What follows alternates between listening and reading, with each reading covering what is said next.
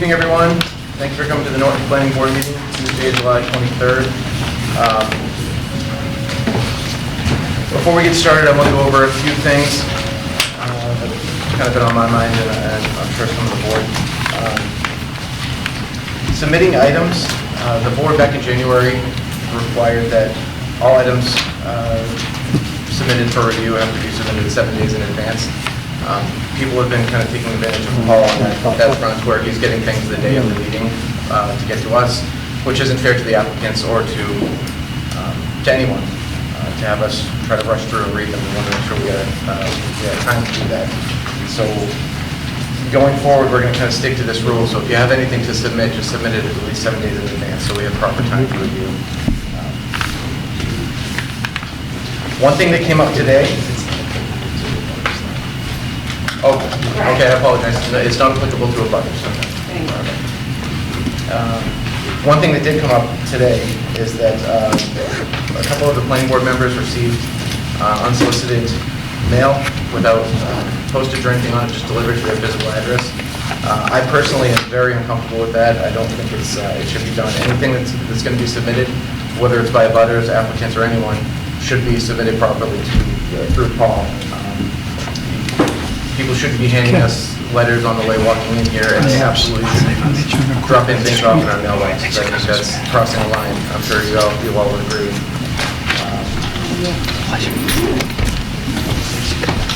As far as the public hearings are going, tonight we have a couple. One in the past was a little heated, so I just want to make sure we're all clear on how we're going to go through that. We're going to hear from the applicants. The board will have their questions, and then the audience will have their chance to have questions. I think Joe did a great job with limiting the time so that everybody could get their opportunity to ask questions, so we'll do that. To make sure all your questions are directed to us and not to the applicants. Last time we were in this room, things seemed to get a little heated a couple times. I want to make sure we avoid that. So direct your questions to us, and the applicant will respond afterwards. Please make sure everything is kept civil. Remember, we're a volunteer board, so we're here out of the kindness of our hearts to help and do the best we can. We're not for or against anyone.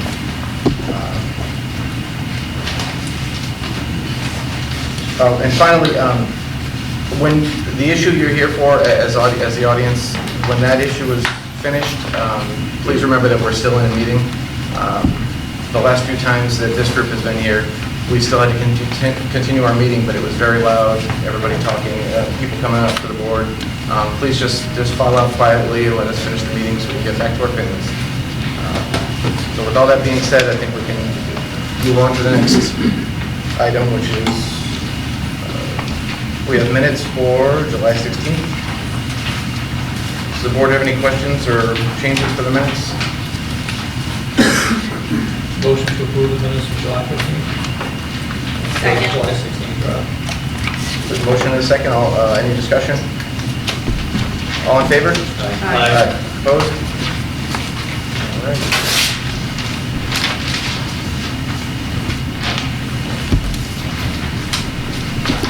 At this point, we'll open the public hearing for special permit 488, 210 Bay Road and 21 Fairley Lane. Mr. Chair, while you open that, as you brought it, I'll do it myself. Okay.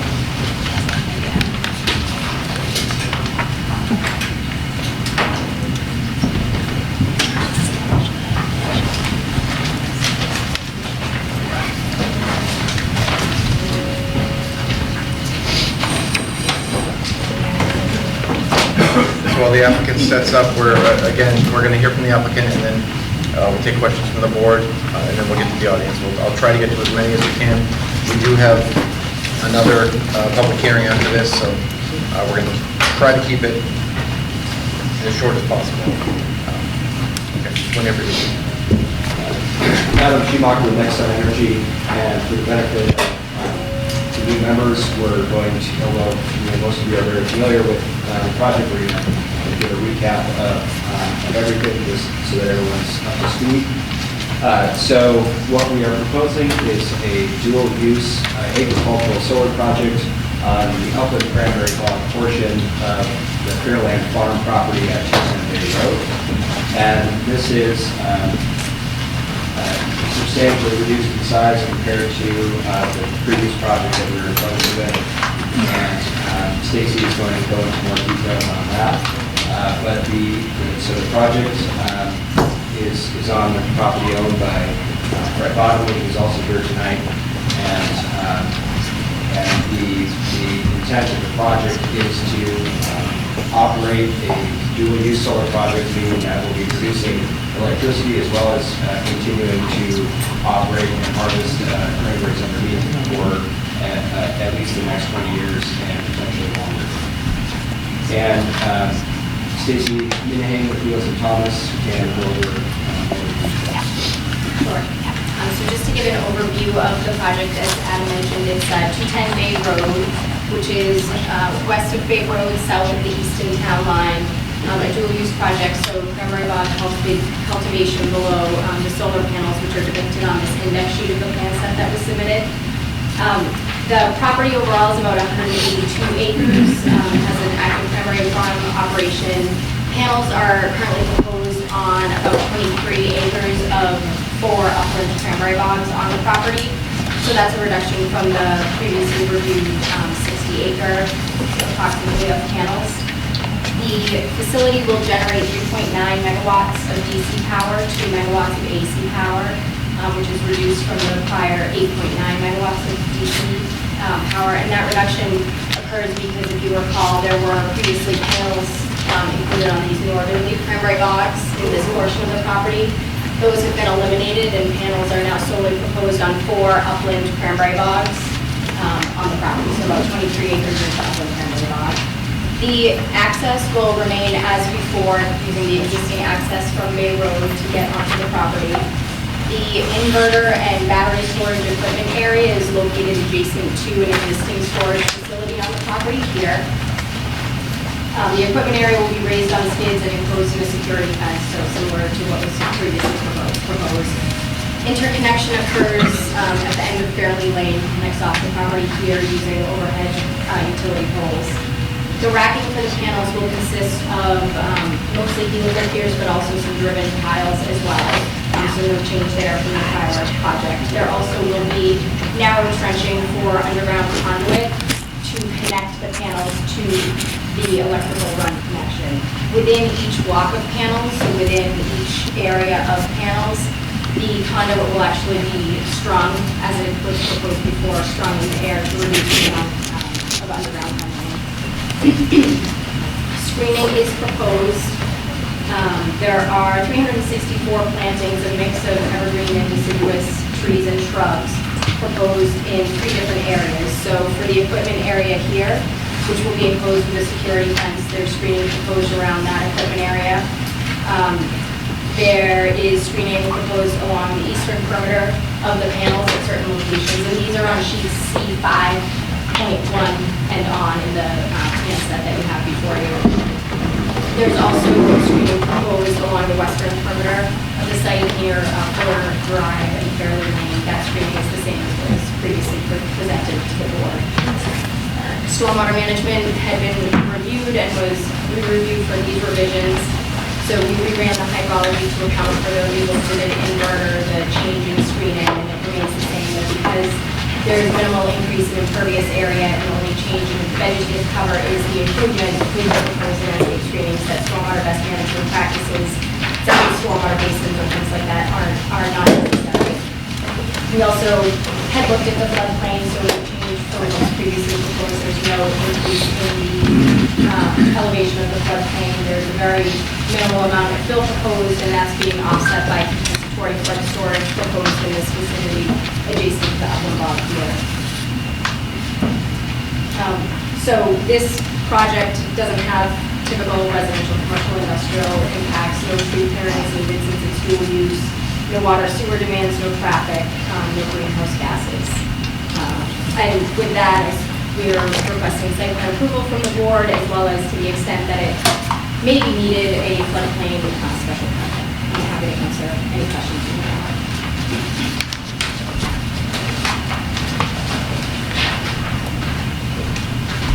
What is the nearest distance from panels to an abutter as well as the inverter station to an abutting property?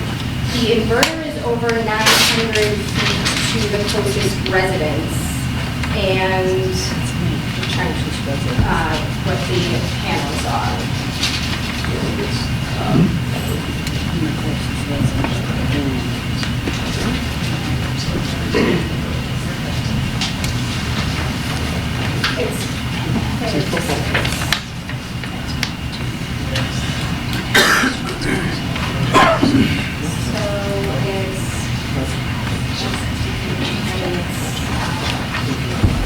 Probably over 500 feet, and therefore it's that measurement.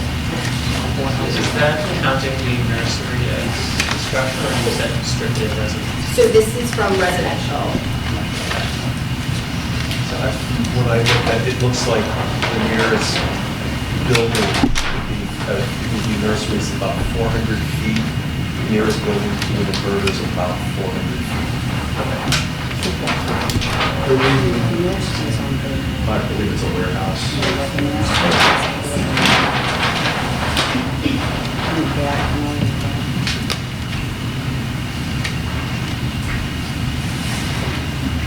I think that's accurate for policy regarding the nursery property. Thank you.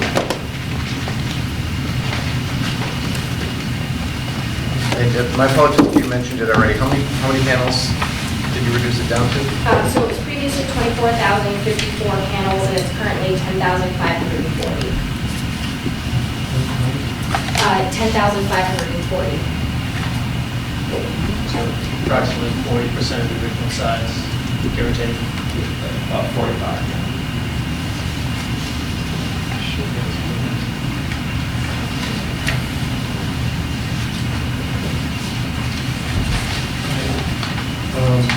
So, to clarify for me, before you had the equipment all the way up in the left-hand corner, so you're moving all of that equipment, all those issues around that equipment to where? So the equipment area is relocated here, facing the storage facility, and I think Adam can explain it better, but it has to do with the voltage drop covering this distance, now that there are not panels proposed in these upland spots. So you were going to be connected to another array that was like on the other side of the eastern. How are you going to be doing that? We're not connecting to that array, we're utilizing the same infrastructure, so that connection is through here. How is that connection being made? It's a overhead. Overhead wire? That's supposed to be underground? So we've done underground to the equipment area, and then it needs to be overhead here. And then these are largely utilizing existing overhead poles offsite. How tall is this pole? Roughly 15 to 20 feet. And what, is it a big cable? It'll look exactly like a power line on a typical residential street. Say the exact same thing. And those, that power line is going to be how far from residents? So the residents, you have a plan to put the residents on? Yeah, the nearest residence is right here. Move that on the other side. Right. Not even on this now, but it's 1930 on this side. And what about where, the other thing is, I noticed in the purchase and sale agreement you have attached that you have the right to acquire your property, securing this part of it, the remaining property. What's on the remaining property? What is that, what line is that in? Are all these lines on your property that you're taking? What's left in the remaining property? So with the reduced size project, if it's approved, we'd actually be moving forward with the lease as opposed to the purchase. Right now, we do have the purchase option in place. That's our form of site control. But in order to make this reduced size project work, Mr. Bogdan has agreed to release this much smaller portion of his property as opposed to a purchase of a larger portion. Can you tell us how long that term is? It's up to 35 years.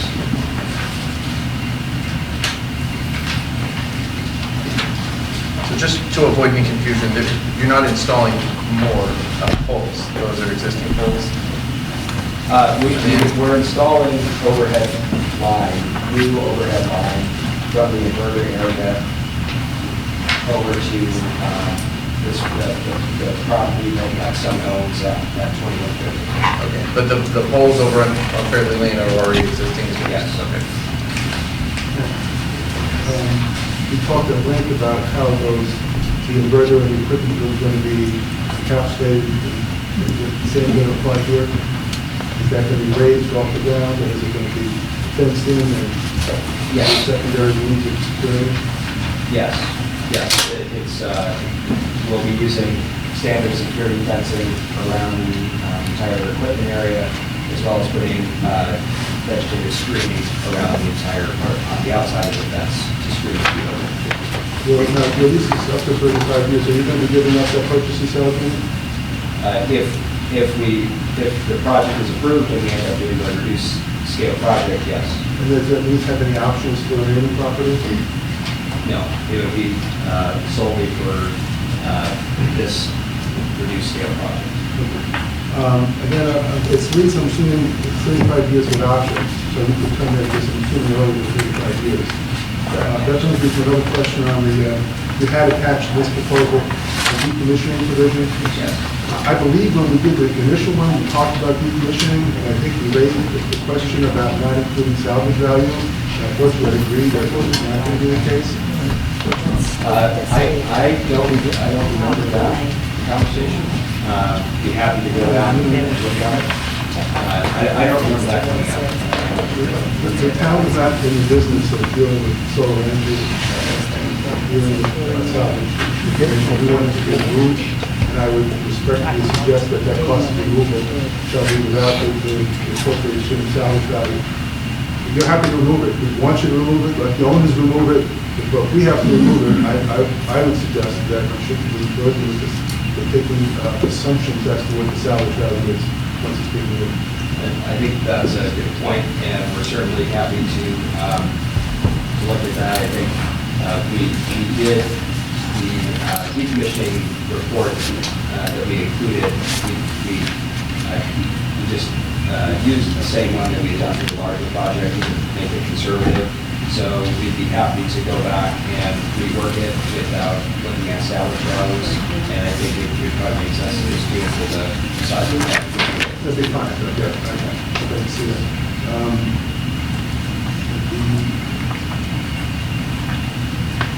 This is something that I had raised before, and it may not be an issue, but I just have to go back to it one last time. This property is in a water resource zone, and that is a critical, an area of critical environmental concern. In listening to some of the conservation hearings, it's my understanding that the DEP indicated that this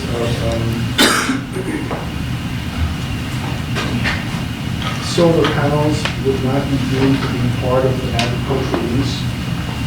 And then I'm just raising the question why, if that was the case, I think it basically, in their findings, they said activities to install new solar arrays on existing lines did not qualify as an exemption towards a normal maintenance of land and agricultural use under Mass Wetland Protection and require a permit for the conservation. I just didn't know that, why wouldn't that apply here? Is it something you can let me know? That relates to an exemption of the Wetlands Protection Act. Certain agricultural activities do not require order conditions or review by the Conservation Commission. The DEP is saying that solar panels aren't subject to exemption, therefore they would require review by the Conservation Commission. So I think that the Conservation Commission reviewed this for the floodplain area, but I think there was, it was left on the side because they said basically you were arguing that the agricultural use did not qualify as a particular permitted use under water resources. We were not trying to make a case that the solar panels were agriculturally exempt. DEP had come out with a policy relating to dual-use solar on primary bogs in particular, because many primary bogs are border on vegetated wetlands, those that were historically created out of wetlands, such as we think these bogs to the north here. These 4 bogs where the panels remain proposed, if commission has made a finding concurrent with our assessment that those are upland cranberry bogs and therefore not bordering vegetated wetland, which is where that area of critical environmental concern provision could come into play under the Wetland Protection Act. The commission reviewed the project for all the applicable resource areas. So for this revised project, that includes bordering land subject to flooding and riverfront area. The Conservation Commission has issued an order of conditions. We received a copy of that. I'm assuming that's a part of this proceeding. I'd like to ask, that's been accepted by the company, that order of conditions? It's not part of this proceeding. I would like to make it part of the proceedings in terms of incorporating it into this proceeding. You can't. It's not in the zoning bylaw. The zoning bylaw doesn't provide that we can incorporate another jurisdiction into it. We But have to stick certainly you can make with it our part of a hearing. jurisdiction. It's part of a hearing. It doesn't immediately incorporate it into the plan. I would recommend not doing that because of the fact that order of conditions has been appealed to DEP.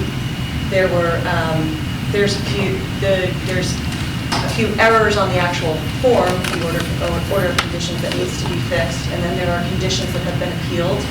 So therefore, any superseding order of conditions that comes down, whether it affirms the Conservation Commission or overturns the Conservation Commission, that would be the controlling document, and we do not have that in front of us. Okay. Then let me ask some questions as to what some of those conditions are that I'd like to see implemented, and whether or not they're planning on implementing. The finding, the documents required to submit will include geotechnical data. Is that something that you're prepared to provide? Yes. The other thing was a water quality monitoring on an ongoing basis. Is that something you also need to do? Yes. And those are at section 39 and 38 of the order. Under the joint use, it says, broken panels shall be immediately replaced, removed, properly disposed of and replaced. Is that something you're willing to do as well?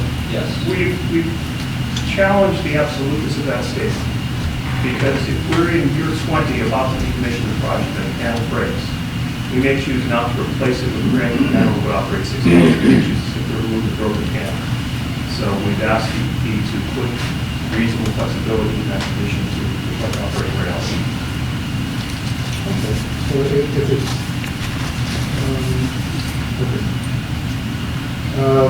you're also required to provide annual reports, including reports on the productivity of the crops, for obvious reasons. Is that something you're also willing to provide? So 46, should the use of solar panels interfere with the continued use as a cranberry bog producing, the solar panels should be removed at the applicant's expense. I guess that's how you use the SMART program. So basically, you have an opportunity to maintain producing crops. Right, that's the requirement of the SMART program. Warren, I'm going to ask you to keep everything pertaining to what our decision is going to be based on. And going down the list from COMCOM is Well, as town council just suggested, that's not something we're going to be going through. with all due respect, these are things that I took out of COMCOM that I'd like to see in our conditions. Or relative to ask what their position is over those conditions. I'm not asking anything from COMCOM. And I'll point out, it also calls for the poles and pillars for the ranking system shall be installed while the cards are benefit like that. Then it says, the hill piers shall be screwed into place with an hydraulic driver. Vibratory pile drivers will be prohibited. Is that something you want to do along with? No. Why? Because we do not know that we can use helical piers for each and every pier of the project. We believe we may need a small number of vibratory piles, and so we're challenging the prohibitions. We want to use helical as much as we can, but Okay, so it should really be a position to use those wherever possible. Reasonably possible.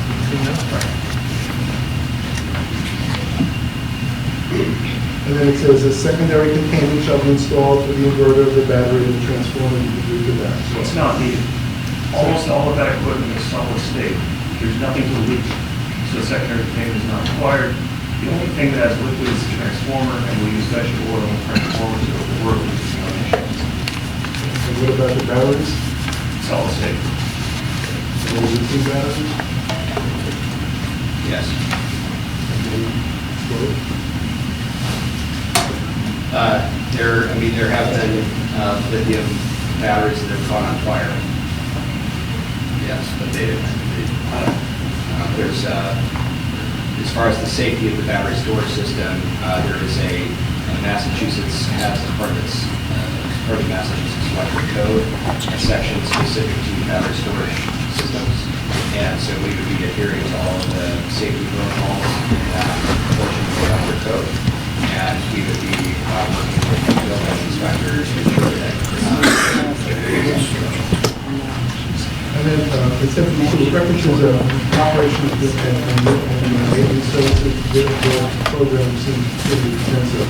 I don't know that we've seen one for us, that we provided, and we provided, send one to us as they have.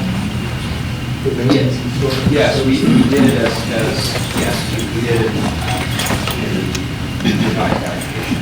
And is that the same one that the conservation has? Yes. Thank you. Anyone on the board with further questions?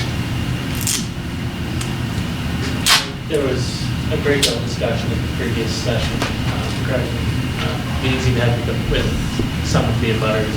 Just wanted to, in the interview time, spoke with any of the abutters further, talk to them about how they feel about the revised project, et cetera. I did alert the abutters to the revised project and continued discussions with the folks I was speaking with earlier towards the end of the last hearing. Engaged in new discussion.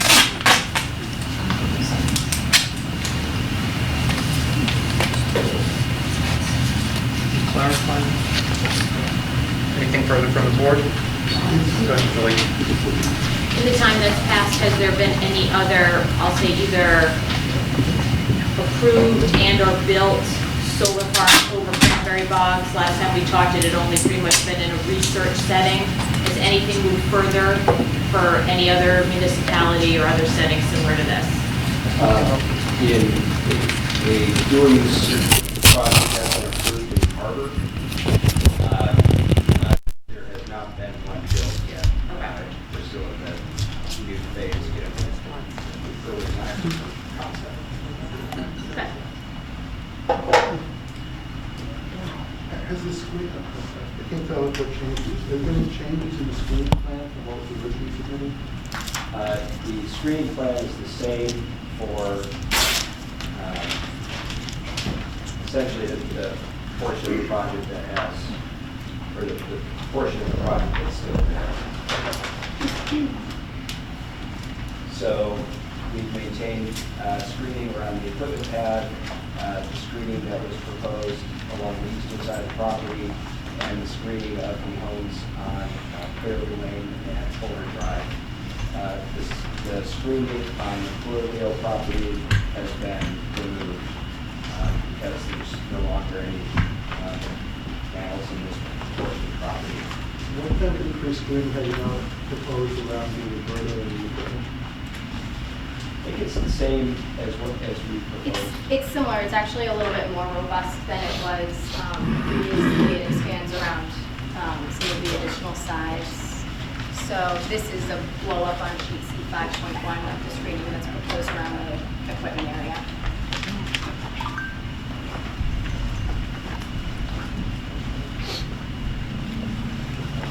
Are these low shrub, high shrub? So it's a combination. There is green giant arborvitae, so the arborvitae that get quite tall and full.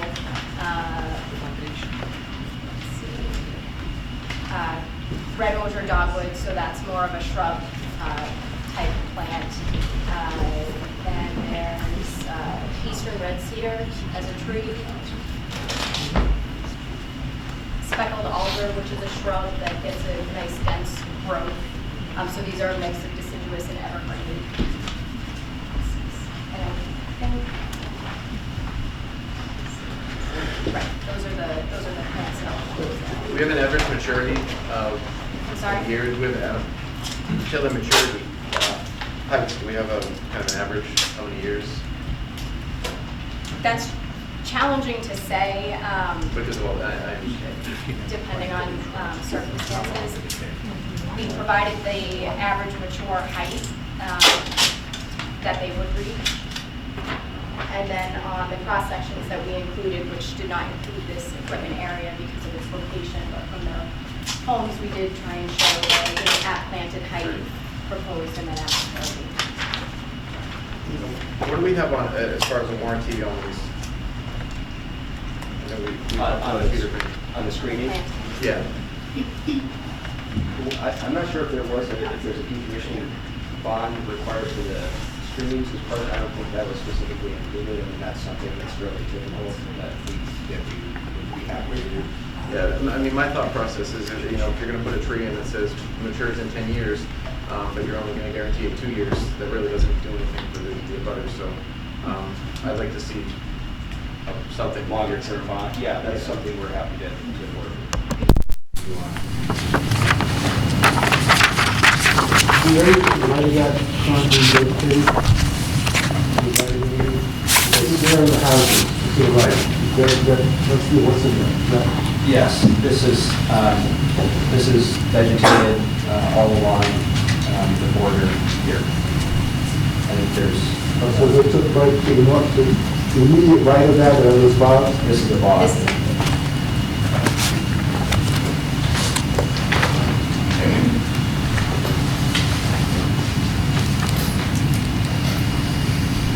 And so this property is going to run from the entrance, Well, how it will work is we'll have an easement to access the site, and then we'll just draw a line around the arrays, one here with an access easement over here, and a line around here. So it'll just be the array footprints plus an access easement, plus an easement for the power lines going out. So you're not leasing the land on which the screening is going to take place? Oh, yeah, yes, that as well would be part of our footprint we draw. So it'll include the screening area, so you're going to be, it'll be under your lease of screened area, or is that going to be the landlord's responsibility? Well, it will definitely be our responsibility, and so I was probably, when I said just the footprint of the array, I should have said the footprint of the array and the screening areas.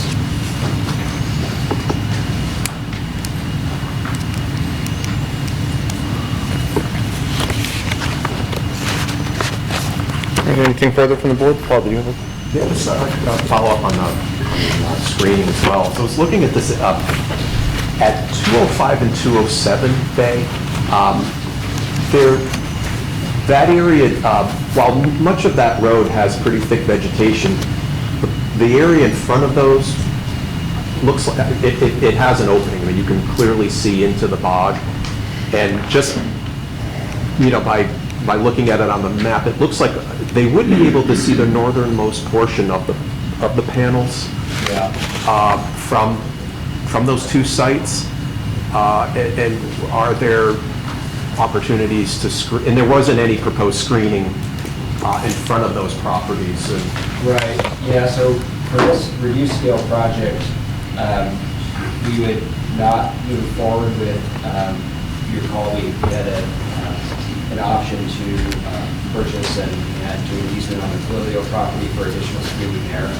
So as part of the reduced scale project, we would no longer be doing that, mainly because of the additional costs associated with doing that. With the smaller project is going to be viable. One thing that we could look at would be putting some screening along this access road here, and essentially running or combining it into the screening around the inverters, so that there would be just like the homes along Bay would be screened, not directly in front of the homes, they'd be screened closer to the array. So that's something we're happy to include if that is if the board finds that reasonable.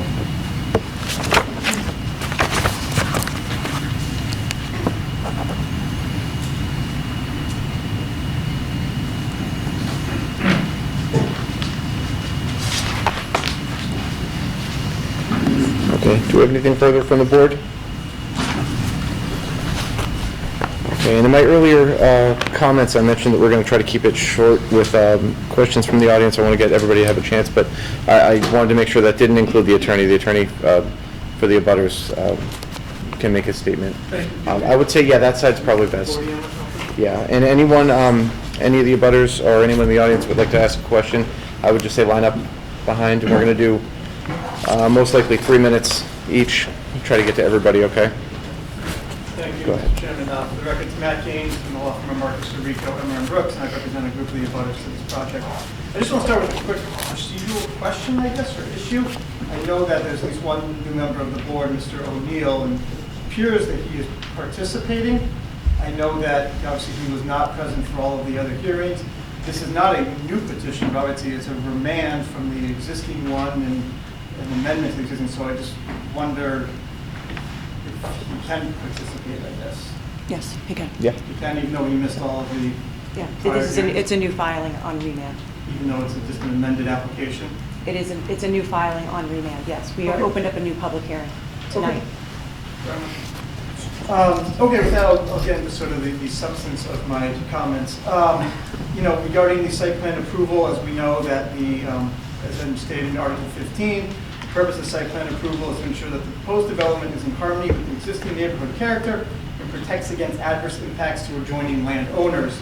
In the April 2019 decision, which all of you participated in, except for Mr. O'Neill, he determined that the proposed development was not in harmony with the existing neighborhood character and did not protect against adverse impacts to adjoining landowners. Specifically, quoting from your decision, you found the development did not adequately address impacts to the natural environment, did not provide adequate landscaping, did not adequately enhance the natural and aesthetic qualities of the town, and did not conserve the value of land and buildings. While the Usai project is obviously much smaller, because there's less panels near some of the Bay Road residents, the project's still not in harmony with the existing neighborhood, and the project still does not protect against adverse impacts. And I think really there's two main reasons why. First, and I think we just heard, as far as the Fuller Drive and the Fairleigh Lane residents are concerned in their impact, there appears to be nothing has changed for them since April. There's no new screening for them. I know that was a big issue that the board focused on. Nothing has changed. So if we found it wasn't in harmony with the respect to the Fairleigh Lane and Fuller Drive back then, well, nothing's changed. So it seems to me that it would still not be in harmony. And on the other issue is the battery storage in the inverter, which, as we know, was previously located sort of in the upper left or northern west corner of the lot. Now is which was as far away as, from the abutters as possible, and now is much closer to Bay Road and the homes on Bay Road than it was before.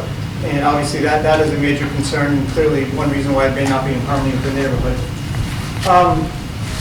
Quickly on the special permit matter, I think there's been some, again, more of a legal matter and discussion about what standards should be applied here.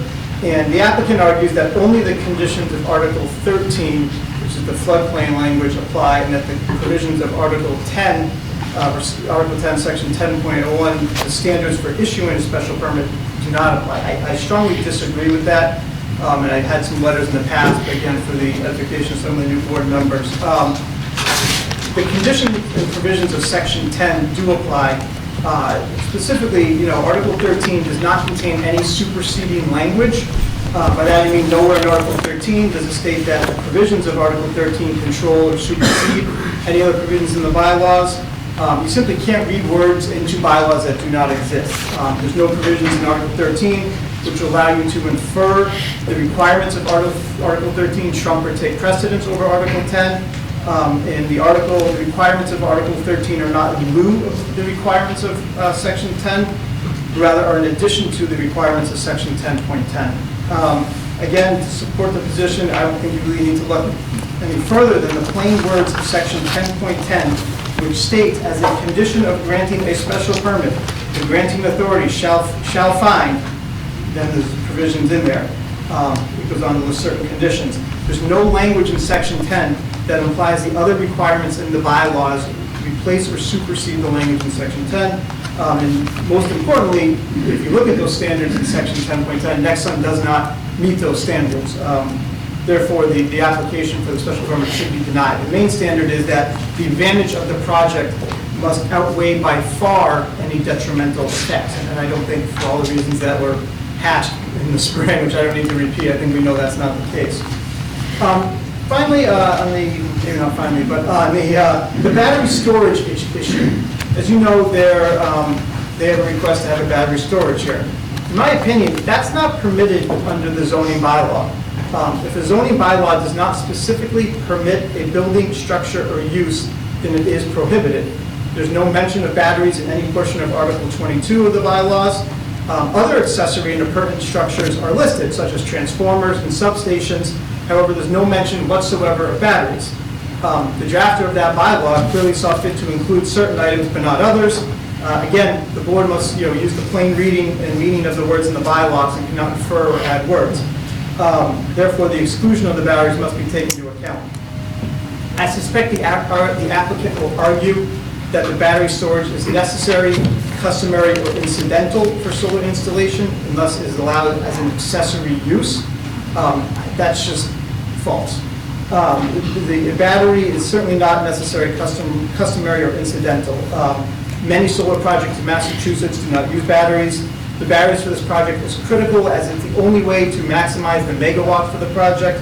The project can proceed without the battery storage, therefore it's obviously not necessary. And certainly it's not incidental because it is not typical or needed for solar projects. Finally, in some past hearings, you asked for various information about the rate or frequency that may be emitted. You asked the applicant to provide such information. You said that you're not comfortable saying, let's install it and then see if there's a problem. You also asked for some baseline testing on sound, EMF, and water impacts. The applicant, I know since I think it was the end of June or maybe very early July, was when the remand was sort of agreed upon. So they've known at least since then, for over 3 weeks, that this matter was going to be remanded. That clearly would have been plenty of time to conduct some of that testing that you asked for, and they just kept putting off. So again, it seems like it's a good idea.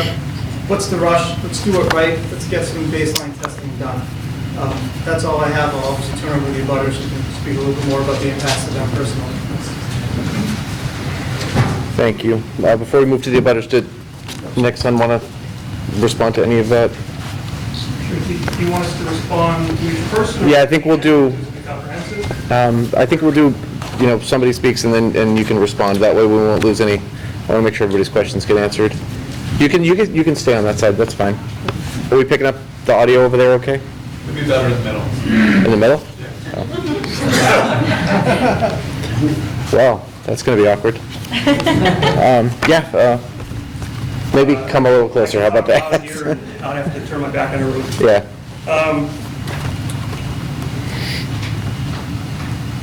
The standard for site plan review for an as-of-right project, as the boards have determined, is that you can only impose conditions that are reasonable and necessary.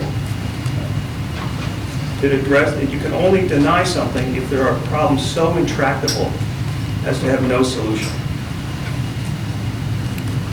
Here, we're asking for site plan review, and I think we've addressed all the reasonable conditions of landscaping, et cetera. There's no intractable problem that comes within the range of site plan review. Our view, as I've laid out in more detail in my letter, is we don't need a floodplain overlay special permit because the zoning language said very specifically no special permit, no discretionary review is required for these types of projects. So our position is there's no floodplain overlay special permit required because when town meeting in January adopted the new bylaw, they are presumed to know what the existing zoning said. They adopted very broad language saying nothing is needed other than site plan review. And they specifically said, and you can do these in wetlands if you meet the SMART program. By definition, a wetland is probably in the floodplain in Norton. So it's not just broad language, it's broad language recognizing the likely location of these projects and saying no special permit. If we were to need a special permit, then under the floodplain overlay, it's, are we blocking the floodway? No. Are we increasing the flood elevation? No. We meet those standards. The floodplain overlay makes reference to one specific section of Article 10. it turns out to be not a very effective reference, because it refers to appeals from the building inspector's denials. So it probably is meant to refer to the section after on how you do notice. But in any case, the fact that Article 13 refers to a specific section of Article 10 refutes the argument that there's nothing in 13 that trumps 10. If 10 applied blanketly, there'd be no need for any reference to 13 to 10. It would just be there. Instead, 13 specifically says, look at this one subsection only.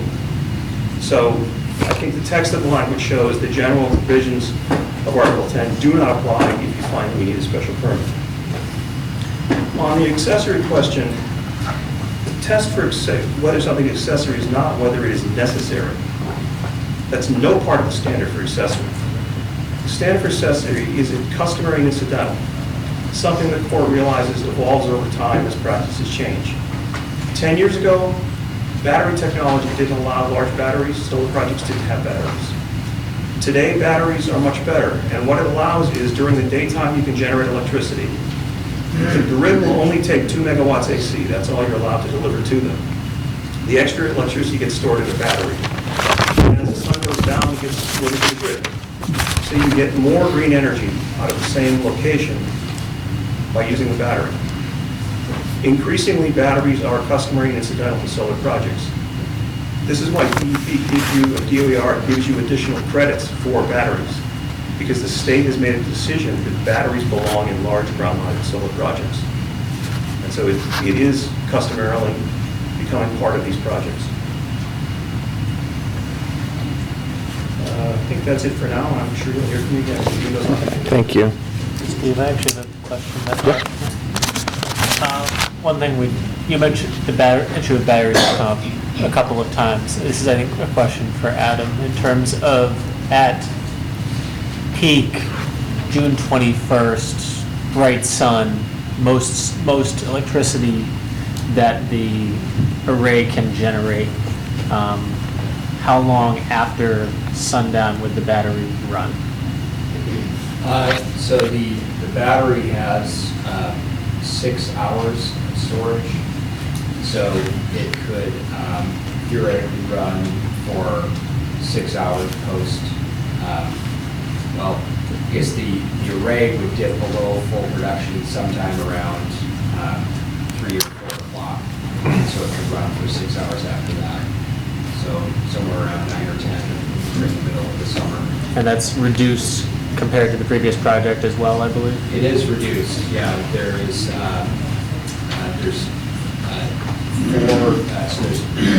battery storage is measured in terms of megawatt hours, and so we have 24 megawatt hours for this project, whereas previously we had 36 megawatt hours. So it's been reduced by 33%. Thank you. Okay. Yeah, go ahead. One thing that just came up, and the question I had, is it possible to move that equipment to the other side, by where your lines are? To the other side of the project? No, there's not sufficient room over here. There was sufficient room up here when we had the larger array, but because of the voltage drop issue that we experienced, we can no longer use this location. So this is the only location that works for the reduced scale project. So if it's further away, wouldn't you have less droppage if you're closer to the line? Right, right. There's less droppage here than there is over here, or much less than up here. I know, okay, but I'm just looking at the line coming up, that you have the transmission line. Where that comes Oh, up. I see what you're asking. So the voltage drop issue is on the DC side of the system. So the solar panels produce DC electricity at a relatively low voltage, and when you're at low voltage, that's when the voltage drop issue becomes a very big problem. When you're at a higher voltage, so once we get to the inverter, that's where the voltage is stepped up to 12 kilovolts, which is what is run along residential streets. Once we're at that voltage, the distance is not an issue. So aside from droppage, there's no space on the side of that to put those? Correct. And just just to clarify one thing that you said, under Article, this is 14, you're not claiming that this is a permitted use under Article 14, are you? So I know what Article 14 is? That's the floodplain. 13. Oh, sorry, it's 13. You were saying it's special permit. You were questioning whether or not you needed to qualify for a special permit. I'm asking if that's the case, are you saying it's permitted use? So our view is that 13 does not apply because we don't need a special permit of any type, floodplain or otherwise. If you were to disagree with us and say we need a floodplain special permit, our view is we need the two criteria listed in section 13 for any project. The special permit uses is discretionary, it's the planning board may, we only may do it if we can find those things, it doesn't say we have to. Correct. So looking at Article 10 would not be reasonable if that was the other option we had. We didn't have to grant a special permit, we may. The only way we can do it is two things are met, but those are not the two conditions under which a special permit can be issued. I think that Article 13 gives you two criteria to apply. You can decide whether you think we meet them or not. I view the text of the bylaw as saying that Article 10 does not apply. Yeah. Because Article 13 references only a precise section of 10, thereby by implication excluding the rest of Article 10. And so I think for you to apply the Article 10 criteria to our project would be inappropriate. And I think the Article 10 criteria, to a large extent, violate the state statute. And I think, I'm obviously not a lawyer, but town council is here. Your position is that Article 10 does not apply in this case? Correct, only the section that's referred to in Article 13, that's referred back to Section 10. Section 10 is more for when you have the use chart and you have certain uses that are allowed by special permit, that is when Section 10 kicks in. You have to remember that this is an allowed use by right.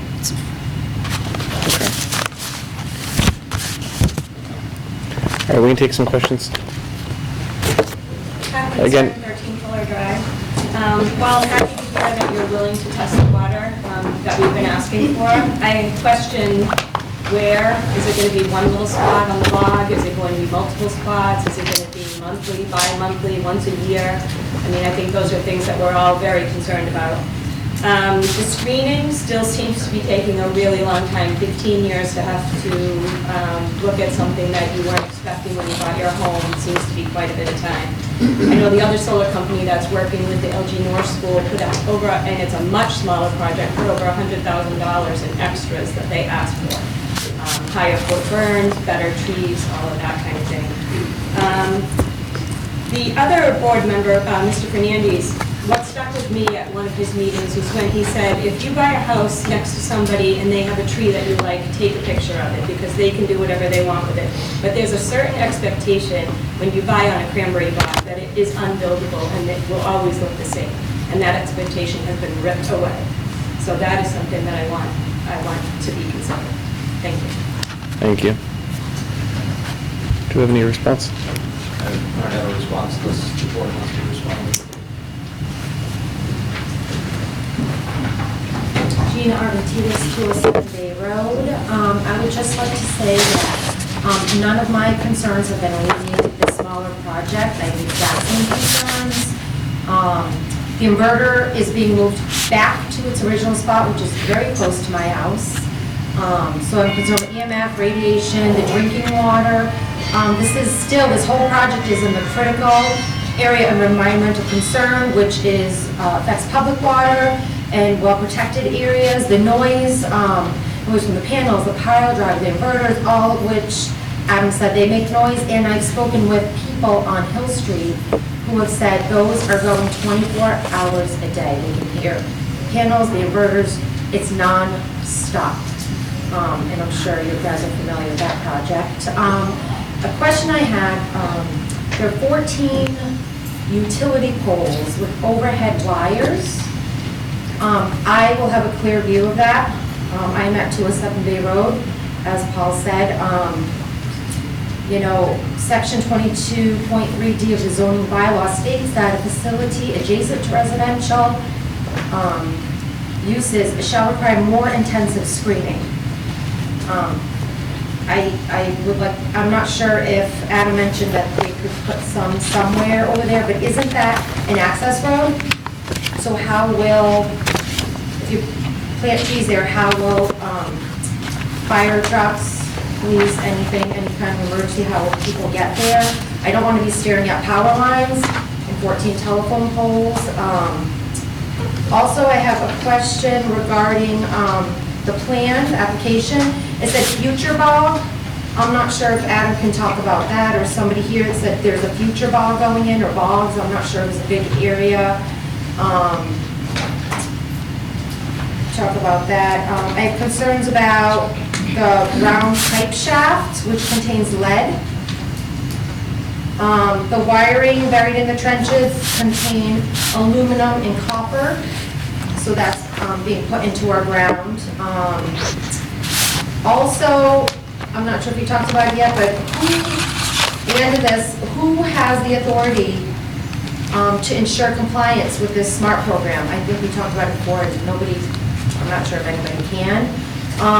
And by far, this project poses a threat to the residents' health, safety, welfare of the residents, including our financial security, our right to fully enjoy our property we own without suffering. I would like to say that many homes on Bay Road have gone, are listed for sale or have been sold. 207, 205 right next to me sold because of this, close contact with them. So I will like you to strongly consider all of these points again, as you did with the full-size project. Thank you very much. Thank you.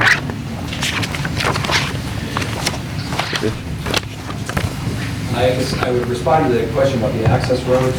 So the access road is wide enough to accommodate screening as well as continued operations. Right, you can confirm that for continued operations. Yes, my name is Fred Bottomley. I'm the owner there.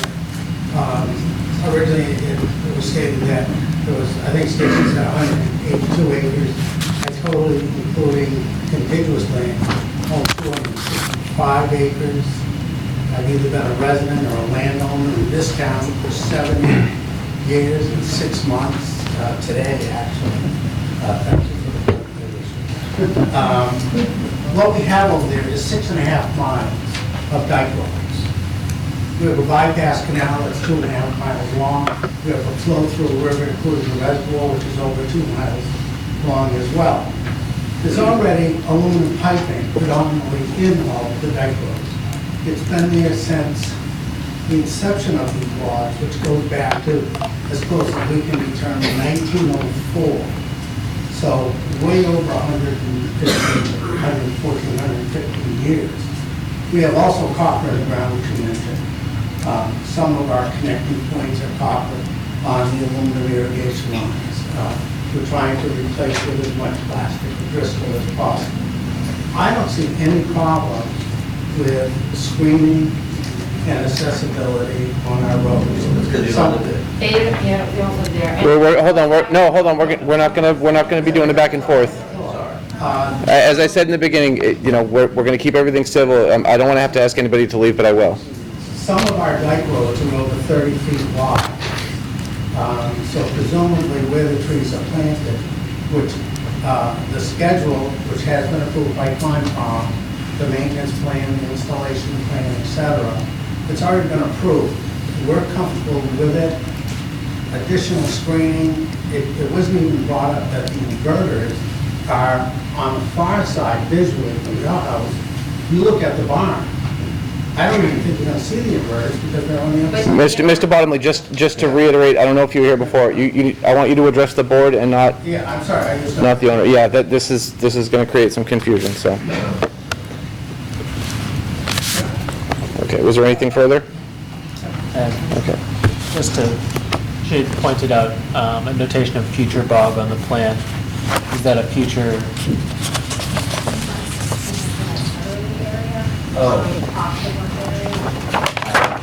Yeah, I think there was a bog that Fred initiated work on that may at some point that small bog just to the south of Dawson Bog. I think, So that may in the future grow cranberries, but that's it? right. Okay, thank you for the clarification. Yes, it is at grade right now, with the exception of the 8 inches of the fencing. Thank you. Okay, and again, to reiterate, all questions and comments directed towards the board, not towards each other. Joel Johnson, 208 Bay Road, policy, you guys know tonight will be forwarded on. A couple points I wanted to raise that were raised here. I think the attorney raised a point for us, right? There's power lines being installed there, and there's no reasonable way to screen those, right? So that, if you look at site plan approval, there's no solution for that. And I don't think any of us expected to be utility grade power lines behind this. You brought up the point about there's no way to regulate a half farm, half, solar dual use. How do we know, we're not taking cranberries from one side and supplying them to Smart the other way? So I don't know how the town would regulate that, but I did want to bring back up the battery issue. I sort of highlighted this in the letter today. Nexon mentioned some 8068 batteries. They didn't mention how many cabinets they have. I have a lot of experience with battery cabinets. I know the attorney said this is a fairly new thing going on. I've dealt with batteries for almost 20 years. They're very dangerous. We have gas suppression systems, we have fire department buttons. These things are dangerous, they do explode. I've dealt with explosions before. If you don't have the proper procedures, which I don't know if the town has fire department procedures for battery cabinets, when they smoke, it's toxic fumes, so first responders, if they're not trained properly, they can easily be overwhelmed with that smoke. So let's revisit the bylaw our attorney brought up. It's clearly defined in the Mass state bylaws that, I think the Attorney General put this guidance out of how towns should adopt town bylaws in regard to the definitions they adopt.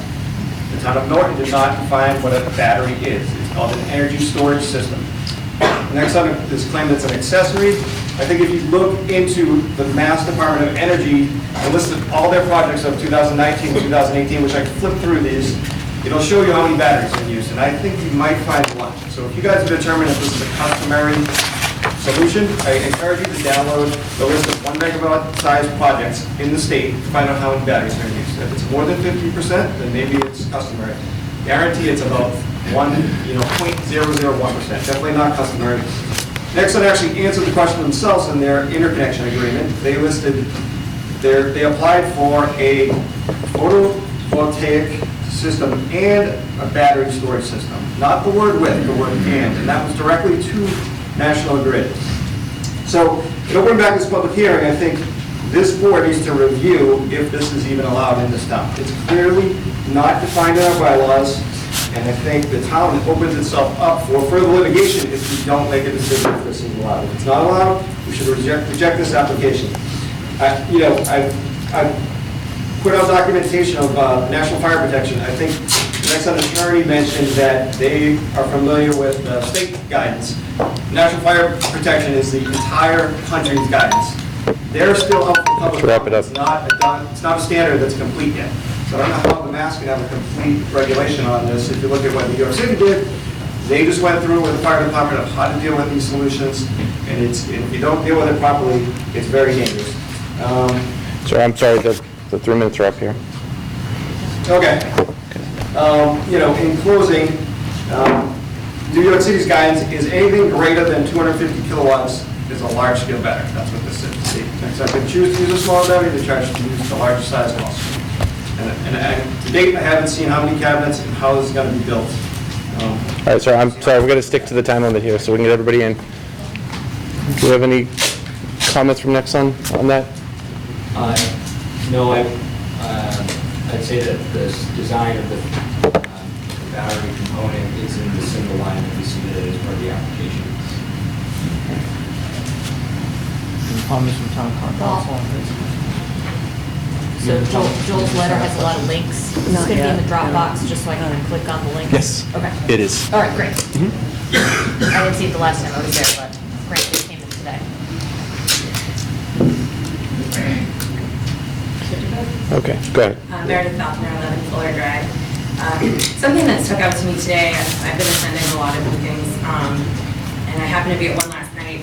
Just today's, Stacy had mentioned that there's no sewer needed something that kind of caught me off guard is that Fred Bottomley was at the Conservation Commission meeting last night applying for a septic near the barn. So just something that maybe we could clarify, if they don't need septic, why would Fred Bottomley be applying for one near the barn? Another question that I had at the end of the last meeting is, because my home was never even on the original plan, I'm hoping it's on this new plan. My question that never got answered at that meeting was, how many feet are the panels from 9 and 11 Fuller Drive? Because we have that kind of cross-section over there that really no one is talking about how close they are to our property. It would be nice to just know, as an abutter, how close they are to my property. And the reason I ask that is because the other question I presented at the last meeting was, if those panels were to catch on fire, how would they access them? There's really no road from the other side to get there.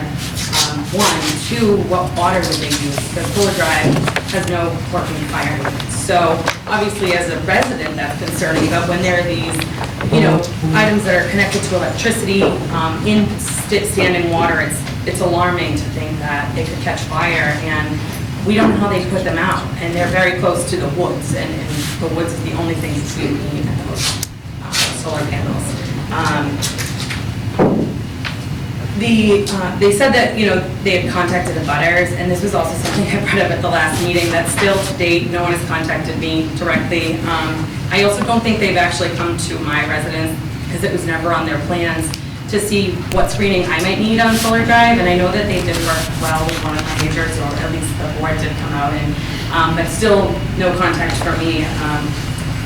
And to me, that's just, I feel like it's because it's not harmonious with the neighborhood that I don't really see why they would need to come out and do that.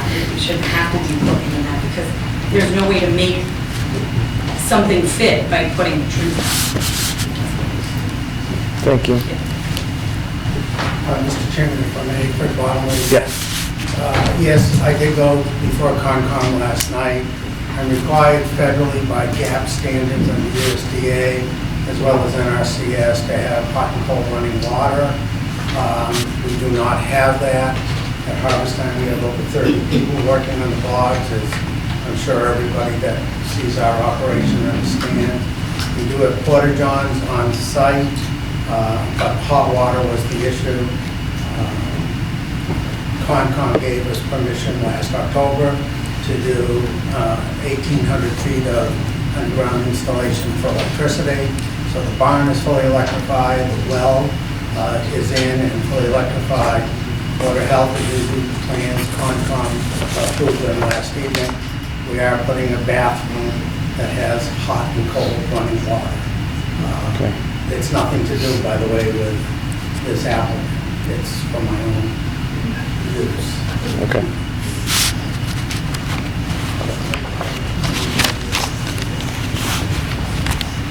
And did you want to address anything further on the panels? The question about if they catch on fire? Yeah, it's 500 feet to Fuller Drive. To 9 Fuller Drive. What about 13? Is that close? 450 feet, I guess.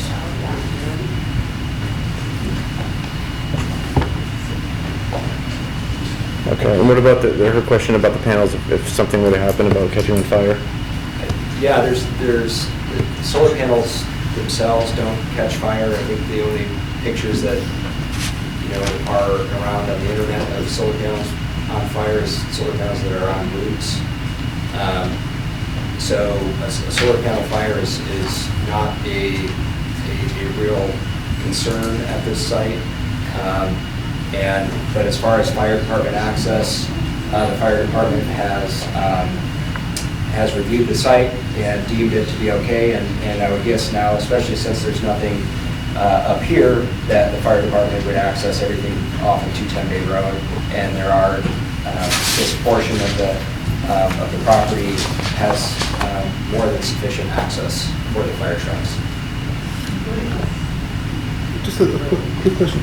This is the first time I've looked inside this square. You have 11, looks like rectangles. What are those 11 rectangles within that square? The battery storage containers. All of them? 3 of them are for the inverter and converters, and 8 are for battery storage containers. So where are the inverters themselves? They're on, do you see the 3 larger rectangles there? Yeah. So one of those pads, of the larger pads, houses 2 inverters. And the other 2 pads house what's called the DC to DC converters, which is for charging of the batteries.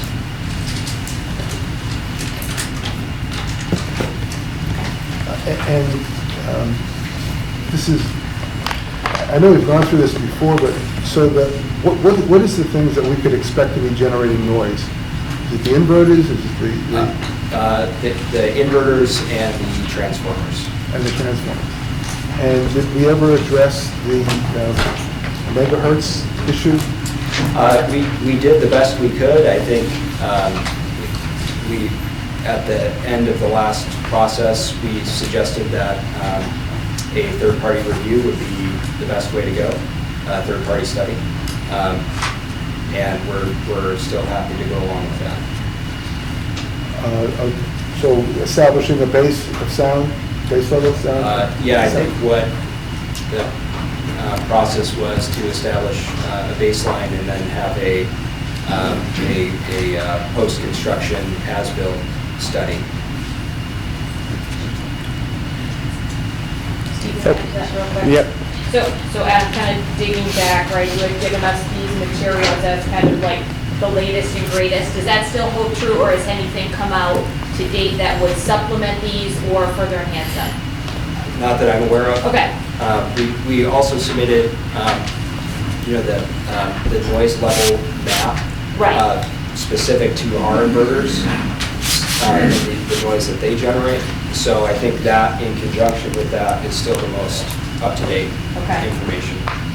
So can we get a map that shows the effect of this location and how you did circles and showing what those?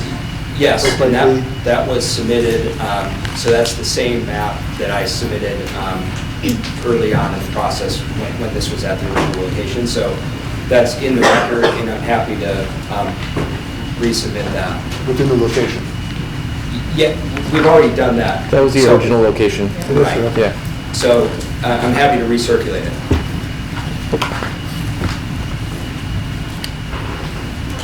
Okay, thank you. Kelly Gallagher, 201 Bay Road, my voice is imperfect, so please bear with me. Just to touch upon that, we already went over that whole sound mapping that they gave out on January 22nd, and we determined that there was no baseline testing done, so the noise levels they provided really weren't accurate and applicable to the real world. I do want to open with one question for Adam or his attorney. His attorney submitted a letter to the planning board which states the amended project, as determined by the Mass DOER SMART program, is an appropriate use of the land. So when did DOER make a decision that your project is an appropriate use of the land? So we're going to have you ask your questions, and they're going to address everything afterwards, unless you're done. Well, I just like that one question answered. Okay, so if that's it, then we're going to move on to them, and we're going to have the next person come out. Okay, that's ridiculous. So I'm asking that question because I don't believe MDR or DOER has made a decision yet. And back on March 4th, Michael Judge, who's the Director of Renewable and Alternative Energy Division of DOER, stated that based on his talks with MDR, they are inclined to agree that this project does not meet the eligibility criteria to qualify as an agricultural solar tariff generation unit as presently designed. Our concerns are primarily focused on the lack of supporting evidence that the yield of the cranberry crop will not be significantly impacted by the amount of projected shading. I would add that the primary purpose of the adder is to ensure that agricultural activity is not impeded by the presence of solar. DOER and MDR remain very concerned that this project as presently designed could lead to a situation where the bog in question either no longer is capable of producing a viable crop or has its crop yield significantly impacted by the project. And although this is a reduced project, it's still a massive project. This is almost 25 acres of land. It's almost 4 megawatts DC. Clapp Street's 1.3 megawatts. Hill Street is 1.9 megawatts. There's still multiple issues with those solar projects. So I'm not sure why the town would approve a project twice those sizes that has many more negative impacts than those other two projects. Regarding the relocation, the new location of the battery and the inverter. So they presented to Concom on June 10th, the inverters and batteries were still up in the northwestern corner. And Concom made their decision and voted on that project presented. So I'm not sure how they can come now to the planning board, revise the project at the locations of the inverters and batteries once Concom's already closed out their decision on a previous site plan, basically. And I'd like to know how many batteries there are, because according to the electrical diagram, it states there's 2 batteries, 6 megawatts each, so that sounds like there's 12 megawatts of storage capacity. I'm not sure why they need 12 megawatts or even 6 megawatts. But I'm curious what the address of the project site is. Is it 210 Bay Road? Because the electrical diagram states it's 200 Bay Road. So I'm not sure why that states that. Thank you. Give my time to Okay. Okay.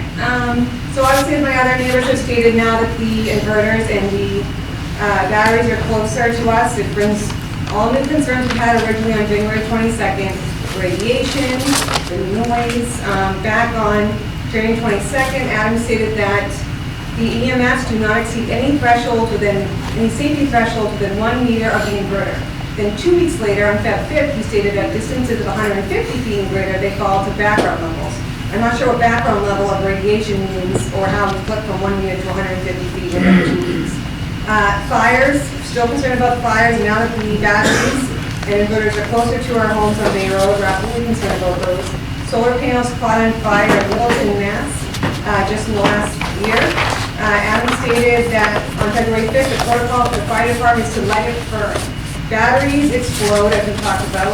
Just 3 months ago, 8 Arizona firefighters were injured when 2 4-megawatt batteries at a solar plant exploded. 4 were seriously injured from chemical burns and chemical inhalation burns, and 3 had to be airlifted. And Phoenix Fire Department stated lithium batteries will reignite after being drenched, even after it appears the flames are out. Commercial battery storage systems do not belong in wetlands, they do not belong in an area of critical environmental concern, and not in the middle of multiple residential neighborhoods. I'm not sure why the peer review that Orin requested months ago for all these issues has not commenced. And I'd like to know the status of the pilot agreement, because the land size has been reduced about 40%, the megawatt size about 45%. So since the pilot is based around the amount of kilowatts, what is the new amount? Is it about $110,000 a year, which is now 0.19% of the annual town budget? Less than 1/4 percentage point of the annual town budget. Is the expansion planned in the future, a Fairland Farm parcel or the next Sun parcel off of Fairley Lane? And Orin, you mentioned Concom earlier, and they're sitting here tonight saying, oh, we're amendable to water testing. But if you read the appeal they submitted to the DEP, they actually argue that they shouldn't have any conditions put on them. They're arguing no conditions should be put on them. And they're specifically arguing that there should be no testing of the water, the 14 metals that Concom put on them. And I know, Mr. Giuseppe, in your letter that you uploaded on the Dropbox earlier, you stated that Concom approved this, Concom approved it, but they approved it with conditions. And they're now trying to say no condition should exist on their approval. You can read it right in their appeal. Site plan criteria, we already went over that. Is Nexon going to lease this project out to another solar company anytime over the next 20 to 30 years? They did this with another one of their projects in Brattleboro, Vermont, and there was a lawsuit between them and Brattleboro. What guarantees they won't do this?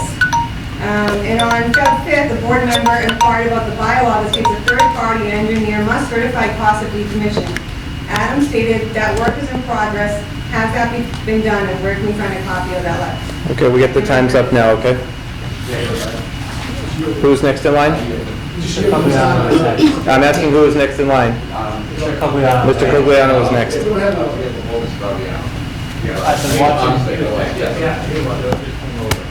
Adam want to respond? No, you can look at the tape, absolutely, off and on. Yeah, I'm gonna allow next to respond, because that was quite a bit. If you're yielding your time, you need to get to the back of the line or sit down. So on Feb. 5th, a butter asked to impose a condition to guarantee. Hang on 1 second. We're going to allow them to respond to some of this. So the reference in my letter to DOER is pointing out that DOER has determined through the SMART program that putting solar panels on cranberry bogs is a good thing for the Commonwealth and an appropriate thing to do. That's why they've got the SMART program, to allow this sort of dual-use project. As for the DOER letter, subsequent information that provided to DOER, they have made no decision. Obviously, we understand that under the bylaw, we're only allowed to put this project on a wetland area if we qualify under SMART. We understand we have to meet that burden. We're in the process of going through the state to get that certification. We're confident we'll get it. And as for solar panels burning, solar panels are basically glass. It's an inert, basically a circuit chip inside of glass. They don't burn. I mean, a plasma torch will burn one, but they don't burst into fire. The fires have occurred where there's been problems in the electrical system that has caused the roof of the building underneath to burn. Roofs are often covered with tar and other combustible materials, which does burn. But solar panels are no more going to burst into flames than the window in your house. As for the wide range of other issues that were addressed, any that the board has questions on, we're happy to answer. Anyone on the board want clarification? I didn't take notes, but it didn't sound like he responded to nearly enough of her questions. So it's specifically... I'm sorry? The pilot agreement? She had asked about the pilot agreement? Yes. The pilot agreement, the payments are tied to the generating capacity. So if the generating capacity drops, the pilot agreement provides that the payment amount will adjust. Which sort of makes sense because it's in lieu of paying property taxes on the solar panels. And if there are fewer solar panels, then the property taxes would be less. Would a new pilot agreement need to be approved for the new amount? Yes. Yes, I can confirm, I've spoken with the assessor, they have not been in touch regarding a new pilot. And then my question about how they could submit one project upon get approved and then make edits to their location of the battery and inverter. So right now, Concom no longer has jurisdiction over the project. It's been appealed to DEP. We expect DEP will issue a superseding order of conditions in due course. Any amendment to the plans would be approved as part of that project process by DEP. And although my appeal to DEP says that the Conservation Commission lost the right to impose conditions, that's because they took too long to open a hearing. The statute says the commission shall open a hearing within 21 days of receiving an application. There is no exception to that. Unless we agreed in writing, and we were never asked to agree in writing. So our view is that the Conservation Commission lost all authority to impose conditions. We also challenge specific conditions. We expect that DEP will issue with conditions. One of the other questions was on the batteries. How many batteries are there? 12 megawatt hours is what I mentioned before. So that's 2 megawatts of capacity with 6 hours of storage. And so batteries are measured in terms of megawatt hours. So the 2 times 6 gives you 12 megawatt hours. Okay, so 6 batteries.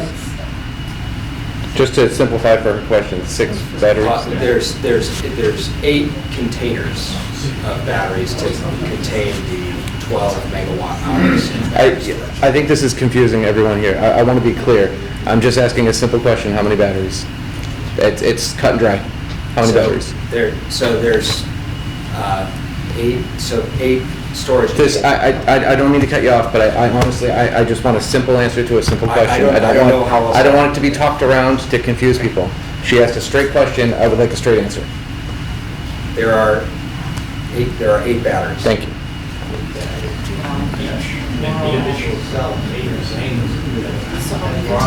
Hold on. So let's, hold on, everybody calm down. I want to, were there any further questions that we missed here? Hold on one second. Oh, and just for clarification, that fire in Littleton was on a roof. It was on solar panels on a roof. It was, the battery exploding from... Right, not to say, I just wanted to be clear on it. Can we get clarification? Is there an expansion planned on these? No, okay. And the other one was, did I miss That's anything? all I had. I don't know if she agrees. So those were the only questions I had from her. If they're going to lease this project out. Yes. Oh, yes. Yeah. So is there plans to lease it out to another company afterwards? Mr. Chairman, I don't think the applicants responded to the issue about fires with the batteries themselves.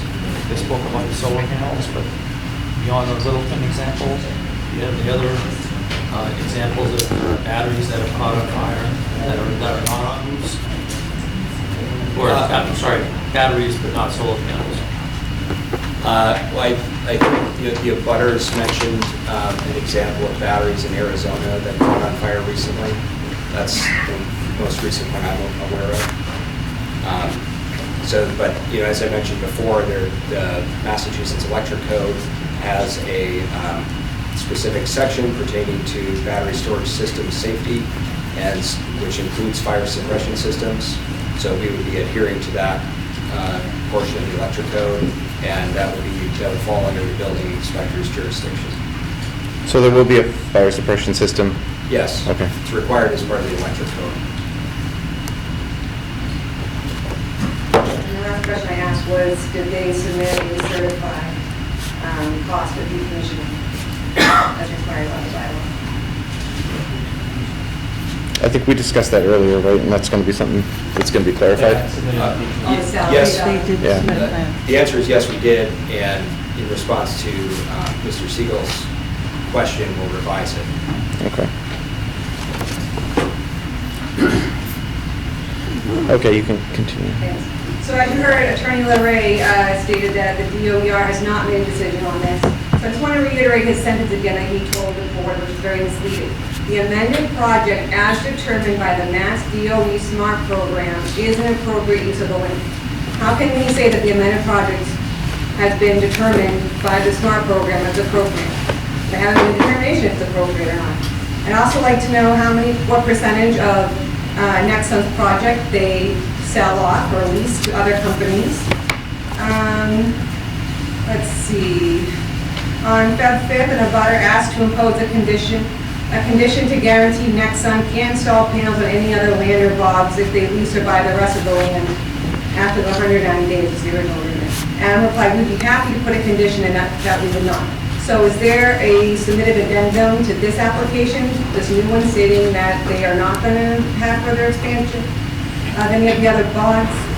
And who has the authority to enforce compliance with this program?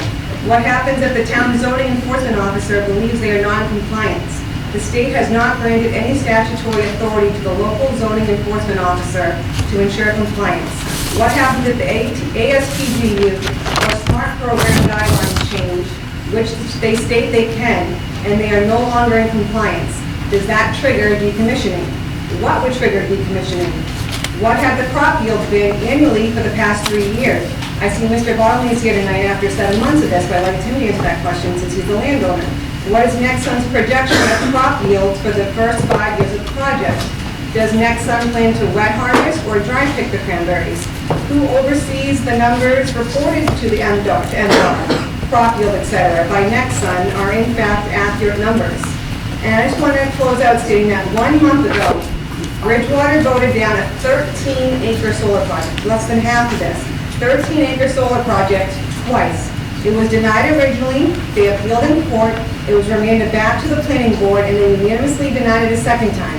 And the board stated the project is in the wrong place, too big, and would be a detriment to the neighborhood. The location of the project, an old cranberry bog, surrounded by areas of wetlands and sandwiched between 2 residential neighborhoods, made the site unsatisfactory and inappropriate to the nature and scale of the proposed operation. We hope you follow on Bridgewater's footsteps. Thank you.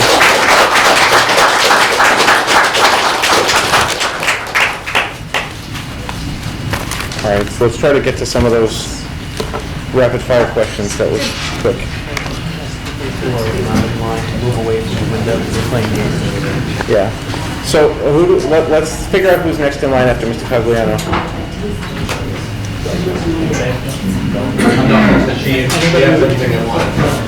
If anybody who's not in line can move away. Yeah, anybody who's not in line should move over to this side of the room, please. There are lots of seats now. Yeah, there's plenty of seats.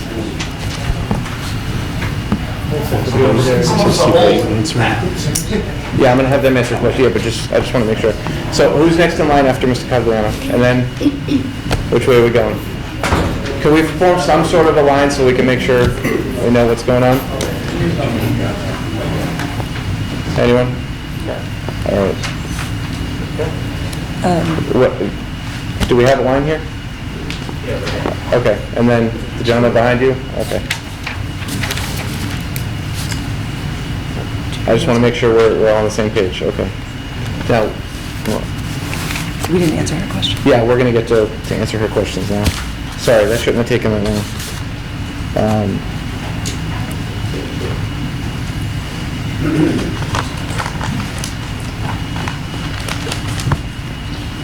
So Okay, go we should ahead. probably start with who administers the SMART program. Who administers the SMART program and how the SMART program, how there will be checks and balances throughout the SMART program. Yeah, the DOER it manages the SMART program, and they're in charge of ensuring which projects maintain or lose incentives over the duration of the SMART contract. In regards to ASTGU, or the Agricultural Solar Project Compliance, DOER, in conjunction with MDAR, receives annual reports from the projects regarding yields and overall farm operations. And the DOER, again, in conjunction with MDAR, has the ability to remove the incentive if the project is no longer deemed to be in compliance. Okay. And Removal of the incentive, that doesn't mean that you can no longer operate the bond. It just means you can't get the benefit of those incentives. Correct. So you can still operate the bond even though it's not compliant with the SMART program. No. No, if they lose the SMART program, then they would not be able to operate. so that's one thing that was here to decommission. That's part of the use. The use is allowed through the SMART program.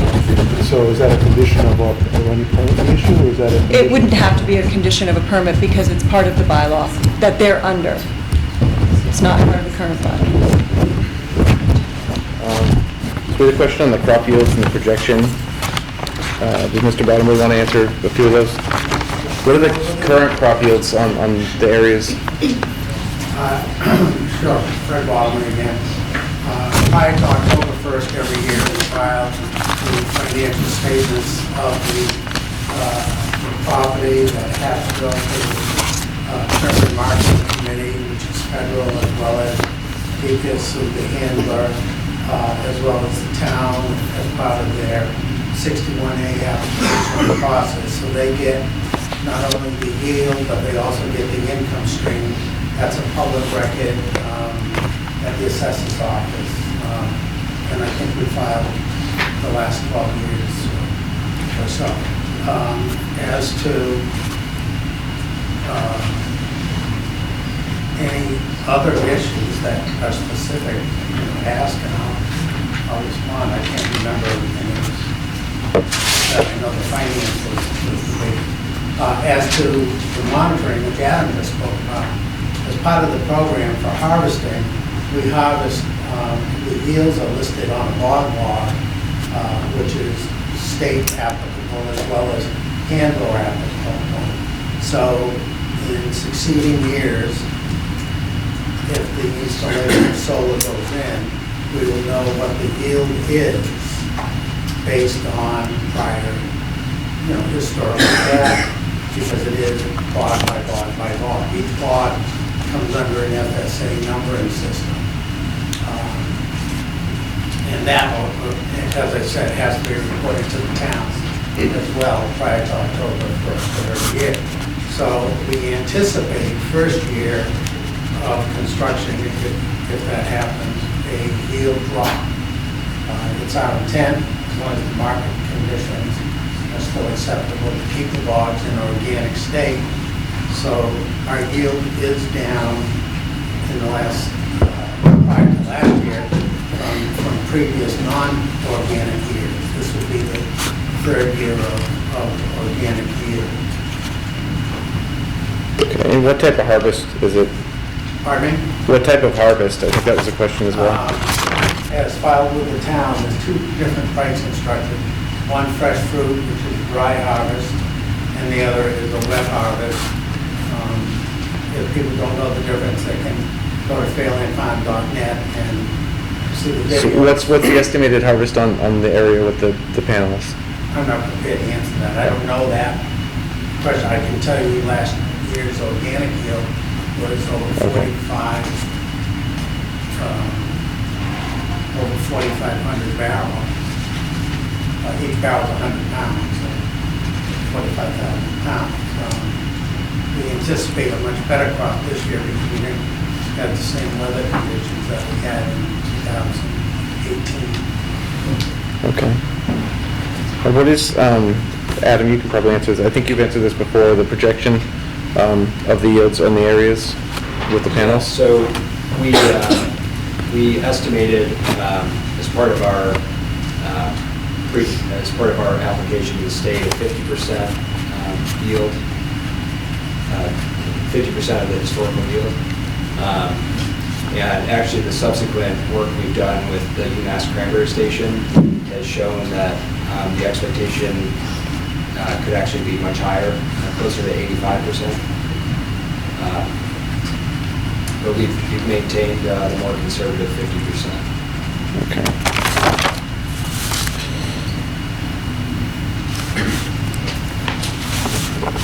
I know I missed a couple here. Do you? I don't have I can any. repeat them for you. I have How many some. projects do they lease or sell? What percentage? I'm sorry, I didn't get the What percentage of their? Of Nexans? Okay. They've already stated that they're not going to lease this Yeah. project out, Yeah. so. Okay. There's a question about Can you answer that question?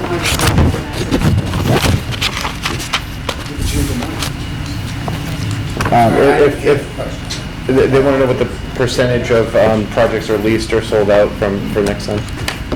We've never leased a project. We've sold in the past roughly 20 megawatts of projects. And what's your total megawatts of projects that you've done? Again, to the, I'm sorry. Yeah, it's to okay. us. Well, So that's, didn't answer the question, ask the percentage of his projects.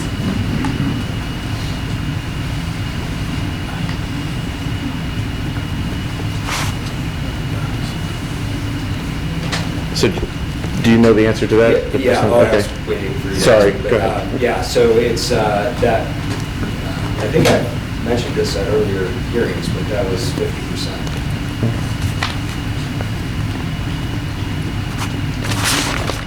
All right. And I'm sorry, another question was answered. Who oversees the numbers reported to MDR, meaning that crosses, et cetera, are in fact accurate numbers? Fairland Farms, Mr. Chairman, will be supplying the applicable real numbers to, by specific log location numbers upon delivery to the handler. Fairland will be supplying that number to Nexon, and I presume Nexon would be filing that with MDOT. Once again, we would also be filing those numbers with the town of Norton, as we do every year. Okay. And then the last one that wasn't answered was, what triggers decommissioning? I think one of the answers, at least, is the loss of the SMART program. Is there anything else that would trigger the decommissioning? There are a number of things outlined in the bylaw. I think there's time requirements in regards to, if we stop operating for a certain amount of time, that triggers it. And that's the main one I can recall, but I believe there are a couple more specific ones mentioned. Okay. All right, looks like we're approaching 9 o'clock. We do have another, we do have another public hearing tonight, so we're we're going to save the next, we'll probably have, whoever hasn't spoken, we'll try to do at least 3 more people, another 10, 15 minutes, and then we have to move on to the next one. Go ahead, sir. Joe Cosgliano, 202 Bay Road. I wanted to step back and mention something that Mr. O'Reilly, am I pronouncing that correctly, O'Reilly? Yes. He mentioned about the Concom missing a deadline, and that's the reason why they filed an appeal with DEP. I don't think that his argument is correct. I believe he's filed this appeal because they expect better terms from DEP. And the reason for that is because I know he's a well-known good attorney, and he knows that Nexon acquiesced in their rights to appeal on that matter when they continued to deal with the Concom over 6 months. I think they have something like 21 days to do it. So he should have appealed that issue early on, and he didn't. So I believe the case law says that he acquiesced, his client acquiesced. I have a number of questions and then some comments. What is the status of the SMART program credits availability? How much is available at this time? If there are none available or an insufficient amount available, why is Nexon continuing to pursue this project at this time? What is the purpose of using the same 6 megawatt battery for the previous project if this project has been reduced? Does Nexon plan to expand its Fairley Lane property with more solar and utilize the 6 megawatt battery in that manner? What are the size of the containers that the batteries use, and what are the size dimensions of the batteries? Now, shall I just go on to some comments? Yeah, absolutely. Yeah. Okay. In my opinion, the board has to reject this project for a number of reasons. One, because as you probably know, there's been a complaint filed in land court regarding procedural flaws associated with the January 14th, 2019 special town meeting. The language in that article, Article 5, is what the applicant is relying on in their A&R plan to freeze use. If that is proven to be invalid, which I believe it will be, then this whole exercise is a waste of time. This whole matter involves improper notice of the January 14, 2019 special town meeting. The town did not mail notice of the December 18, 2019 planning board hearing to abutters as required by law. I received a mail notice for this hearing. I received them from conservation, I received them for septic systems, but interestingly enough, I didn't receive one for that all-important December 18th planning board hearing. That fact reduced attendance at the January 14th meeting and affected the outcome in favor of Article 5. Now, we know what the language is of Article 12, Section 2B. It states, quote, "Notices of such hearing shall be mailed to all property owners according to the latest tax rate, included with or abutting land subject to amendment, abutting communities, and the regional planning agency.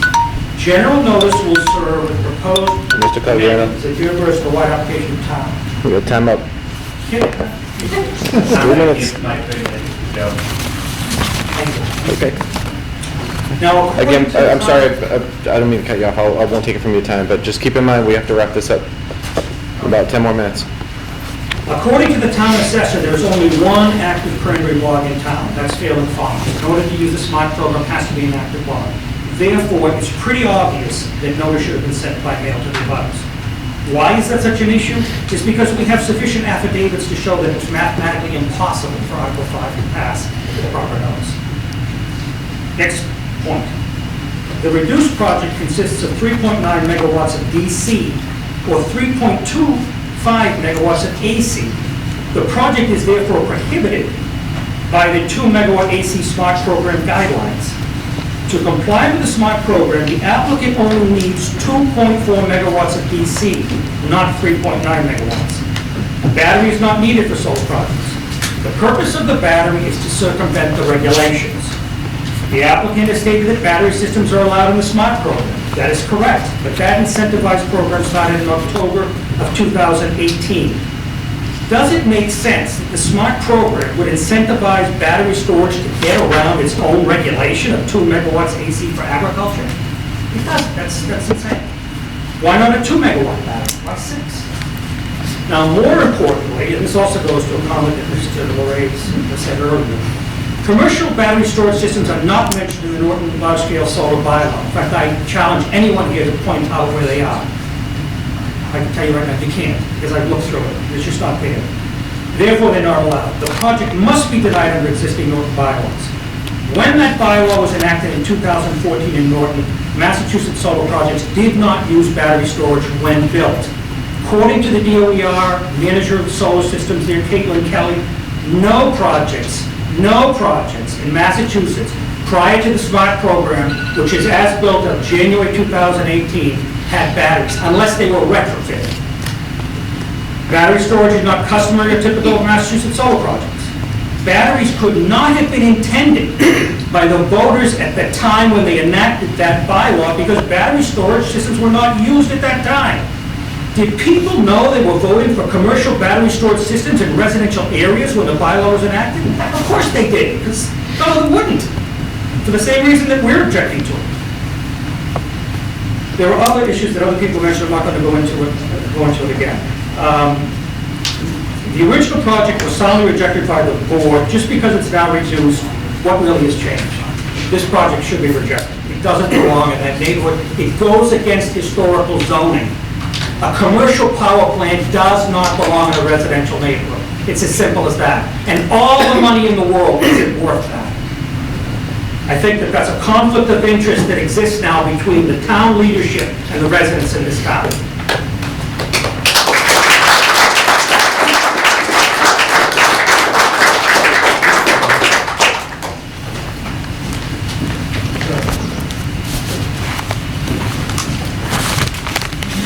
There is a land court appeal pending. It is irrelevant to tonight's proceedings. Tonight's proceedings involve a request for site plan approval under the January bylaw. If they're successful, and I strongly doubt they will be, then a court will make a decision at that point. But there's nothing that says to this board that you should bring out your 8 balls, your fortune-telling cards, and predict what the future will be, and then predict what will happen based on that. You need to look at what the bylaw is in front of you and what the plan is in front of you. As for the claim about notice, the Norton bylaw has a provision that says essentially if this zoning issue affects a very small group of people, they get individualized notice. That's not a requirement of the state statute. State statute's publication in a newspaper of general circulation and posting in town hall, and no one doubts that occurred. The bog that they say is the only applicable area is 160 plus acres. That doesn't count the other active bogs in town and the inactive bogs in town, and as the Attorney General noted, the other areas of town that could be converted into bogs, all of which would be able to benefit from it. The Attorney General has already ruled on the bylaw and said that it was properly adopted, that it's valid.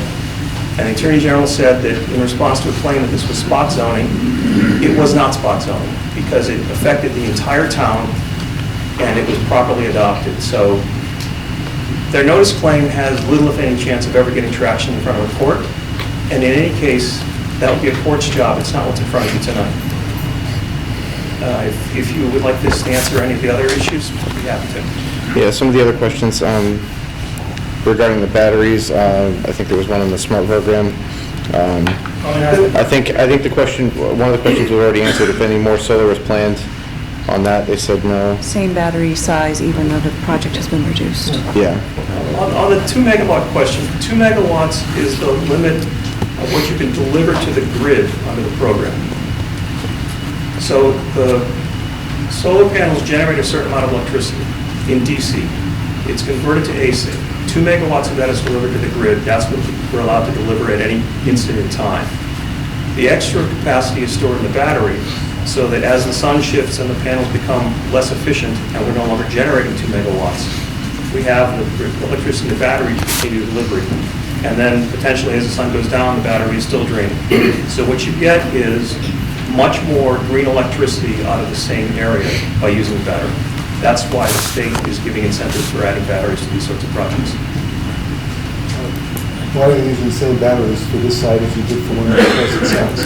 We're not. As Adam said, the storage capacity of these batteries have been reduced by about 33%. So you had, on your side, it's the same ones. How many batteries did you have before? We had 36 megawatt hours in the last application, and we now have 24 megawatt hours. So that's. This is 12 megawatt hours. This is 12? So there's, says There was a reduction. a reduction of 12, so they're different batteries, or different size storage batteries? It's less storage, yeah. So it's 20, sorry if I misspoke, this current project is 24 megawatt hours. The previous project had 36. You said it was 6, 2 each, is 12. Now it's something else? So 6 with 4 each, 4 hours? 4? Sorry, yes, it's 4 megawatts of converter capacity and 6 hours of storage for 24. Orin, can you just repeat that so I can hear that question? I'm sorry, I'm having a little bit of a hard time down here. Okay, I thought they talked about 12 megawatt hours. Now he's saying it's 24 megawatt hours. So now he's correcting it, and he's saying it's 4 megawatts, and each of those has 6 hours, so a total of 24 megawatt hours. Okay. As opposed to 12. That's correct, that was, yeah. So how many batteries are there? The 8 batteries contain 24 megawatt hours.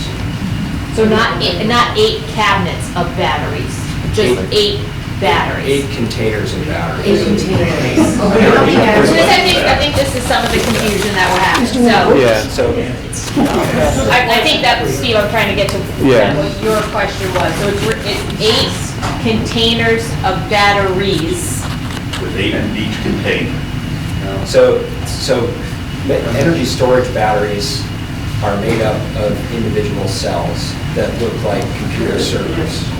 All right, everybody, hey, hold on, everybody, we're trying to get the answer to the question, okay? To give you an analogy, your car has a battery in it. A gas car, just one battery. You think of that as whatever voltage it is. If you cut it open, which I don't recommend, it's made of cells. Each of those cells is in essence a battery in series that combine produce what we think of as the car battery's voltage. Similarly here, smaller batteries are put into a larger assembly and called a storage battery unit. So I don't know that we even know, if you break it down to the smallest little thing that controls electricity, and I don't know if you really care, it's, in terms of cabinets, that's the number. Just like your car has one battery, which technically is multiple batteries. So if it's up, I think before you said you wanted the batteries to service when the systems weren't working. If you have 24 hours, then they're doubling up on the service of that service? No, so the batteries are so the 4 megawatt part of that equation means that the batteries can accept 4 megawatts of power at any given time. And they can store up to 6 hours of 4 megawatts. So if the project is 3.9 megawatts, so for 6 hours during the day, when the project is producing its full output, that can all go into the battery. That's the 4 megawatt part, times the 6 hours duration gives you 24 megawatt hours. All right, so to break it down a little easier, I like your analogy about the car battery. When I ask for a car battery, I don't look for how many little batteries are inside. I ask for a car battery. That's what I want to know. So I'm thinking a lot of people here, I can't speak for everyone, how many containers of battery, if they're inside a container sealed and everything, we're not looking for what's inside each one. How many containers do you have out there? I think, okay, so that was the question from before. So that's the, on the plans, when Orin was asking about the, okay. So that's the 10. So 8 was the, so that's, okay. Yes. All right, hold on, everybody, what we're doing now is having me stop and wasting more time. We're actually going to be done here in about 5 minutes to move on to the next one. So we have time for one more person to come ask questions. Can I ask two things real quick? Yep. Do you have a spec sheet for the batteries or the battery container in our packet somewhere? That's been given. All right, so that's in here, so I can take a look at that. Yes. Also, I am curious to Joe's question of what is the availability of the smart credits as of today? These smart credits in National Grid territory are at 0 today. So the project, in its reduced size or its original size, will at this point need to take advantage of essentially recycled allocations as part of the SMART program. So it's What do you mean by that, Adam? so Recycle? when projects fall out, if projects Okay. aren't built, that capacity is awarded to subsequent projects in line. So whoever's next in line. Right, and there's also the chance that the state could add to the amount of megawatts in national grid territory, but that's unknown. I just made one final comment because we're wrapping up here. And in regard to what Mr. Larray said, I'm not in the habit of wasting money. So if I have invested in this litigation because I believe it's going to win, even though you're a very experienced attorney. Oh, Mr. Cogliano, you got to speak to the board and not directly with the attorney. I'm giving you a little bit because you spoke for over your time, so. I just want to get that point across that, you know, I think that some of the things that are being said, there's some truth to it, and then we go off into the right field with that truth and become something else, is what I'm hearing, and that causes me some concern. Okay. You know, such as. All right, well, hold on. Your time has been up, so we're going to move on to the next person with questions, and then we're going to wrap up. You're not next in line, so. You can have my three. Who was next in line? He's the last one. Okay. Who's the last one? Okay. Okay, so for example. I have questions about that. This is, the 3 minutes is going, so this is the last 3 minutes. So, for example, his comments regarding notice is not required in state statute. Actually, I think it is, but even if it's not, it's required in our bylaws. You don't get to not do one thing because it's not in another place. His other comment about the bog is 160 acres, totally irrelevant. It's the only active bog in town. He's That's arguing by a our court town case. assessor who stated I'm speaking that. I for take 3 that minutes. over anything else. So, I really think what it comes down to, especially with these batteries, is it is to circumvent the regulations. It's as simple as that. 2 megawatts AC over agriculture was there for a reason. It's because this has never been done before.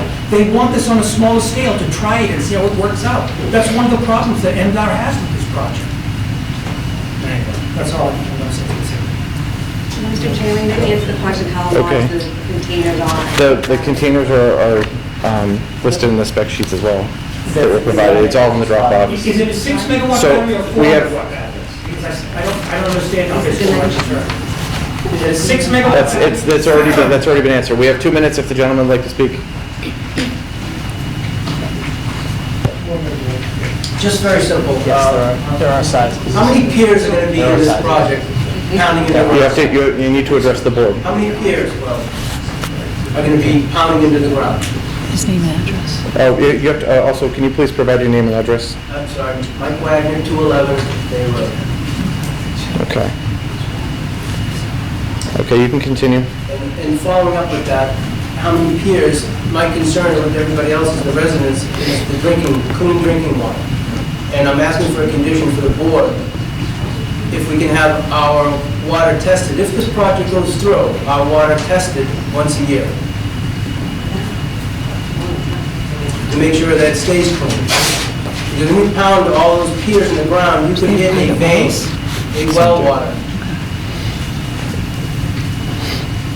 And that's pretty much, I'm really concerned about that, and the noise level. Now that this has all been changed around, there's a container there that's going there, 36 by 8 feet? Is that correct?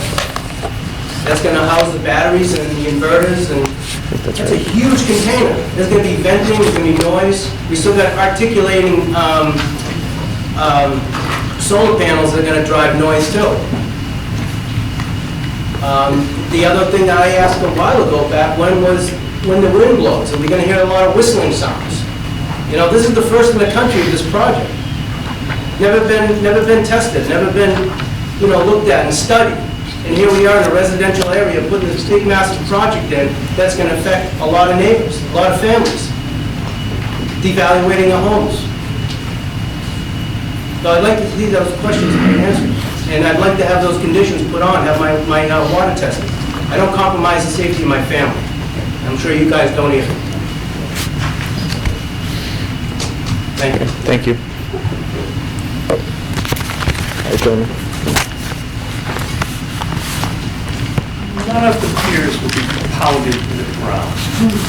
The majority of them will be helical piers, which means it looks like a large screw. and it's twisted in the ground, not pounded. A small number may have to be vibratory driven. Again, it's not Victorian era pile driver that's out there. Adam said it. Everyone, hold on, everyone. Please let him finish. If there's gonna be uppers, I'm gonna have to ask everybody to leave, and we can have them answer it, and you can watch it on the TV. Groundwater generally follows surface topography and flows towards open water, which means it's much more likely the neighbors are polluting the bogs than anything that happens to the bog will ever get to their wells.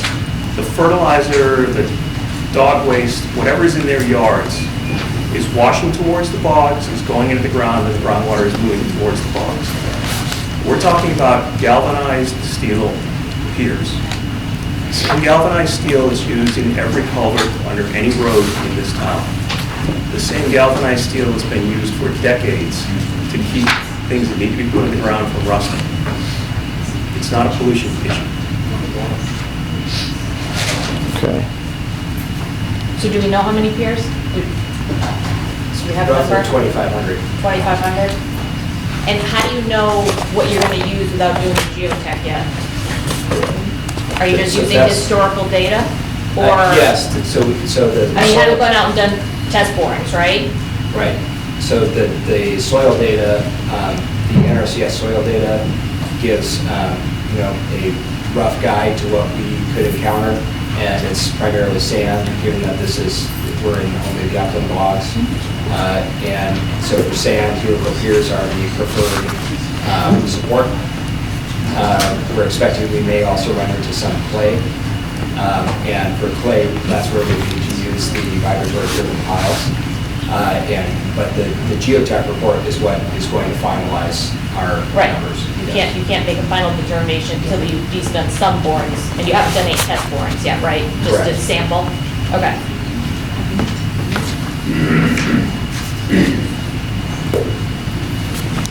Did we miss anything? I don't have any.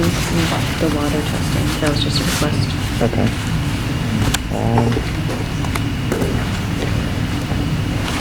Okay, so what I want to do, what we did the last time around, I think, was a little, it just was too much back and forth. I think that we need to, as a board, come up with any questions or anything that we want them to come back to us with. Obviously, this is going to have to be continued.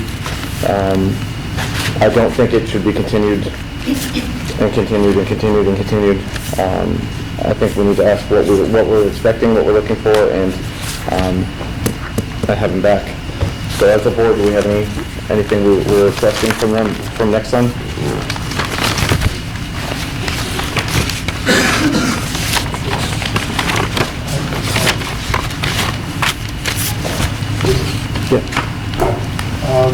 You were going to come back with the decommission. The other thing was, I'd like you to come back to let us know what's available by way of secondary covering around the equipment area. I mean, I don't know, what else has been used in the past aside from fencing and shrubbery, whether there's a permanent type of structure on 2/3 that could block out some potential noise, some other dangers, what's available, okay? I'd just like to also know whether there's any other potential areas for locating those inverters and equipment. So why you discounted some other areas that might be more appropriate in terms of addressing the neighbor's concern. One question I had is, the other lot that's immediately to the right of the new array, what is that? Who owns that? The Coviano property. That property? That's Mr. Coviano's property. Oh, that's the nursery. That's the, okay. And is that residential property? Or excuse me, I want to, right now I want to close this out. We're going to make a list of what we want them to come back with. We're not going to continue with questions now. Okay. You make one brief comment and then we're moving on. It's already unfair to the next public hearing. Adam mentioned that you couldn't tell us consistently how long the inverters are going to run. They're going to run into hours, 3 a.m., 4 a.m. in the morning to convert that energy. That's going to create noise. Those inverters, the panels are 400 feet away from people's homes. That is an issue.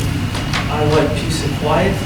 I'm 5-foot drive, I need 600 feet for the lots. And I don't really, any of the butters here want to listen to yours, it's all on my lot. Okay, understood. I think that question was answered, asked and answered earlier. It was 6 hours, I believe, after sundown. Okay, so. All right. Maybe the next one should be just us. All right, everyone, I asked at the beginning, I want to have this respectful. People aren't talking over you when you're asking questions. I'd appreciate it if you weren't talking over the meeting, okay? Thank you.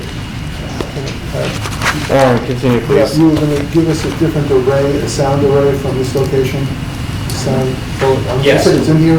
Just to confirm it, it was submitted as part of the original submittal, but I'll recirculate that. Okay, and then one of the things that concerns me, the council mentioned, or somebody mentioned that basically you appealed the order of conditions, you basically denied all of those conditions.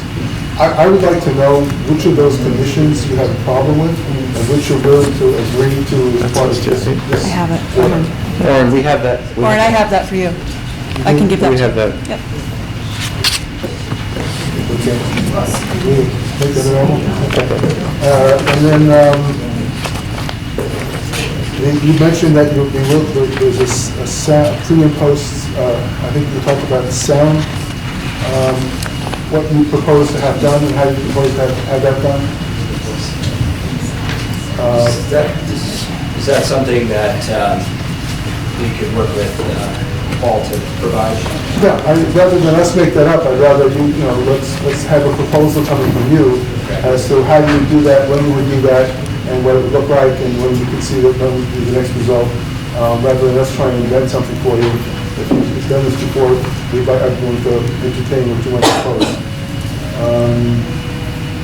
And you said the batteries are,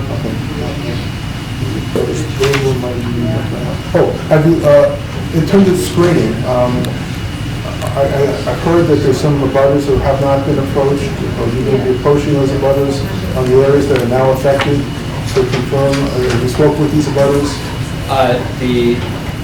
We've spoken with every abutter that has a view of the bogs on this side of the property. So I don't think, we're not going to agree to any additional screening than we're showing on the west side near Fuller Drive in Fairway Lane, because that fully screens what in our view is not required to begin with, as a concession.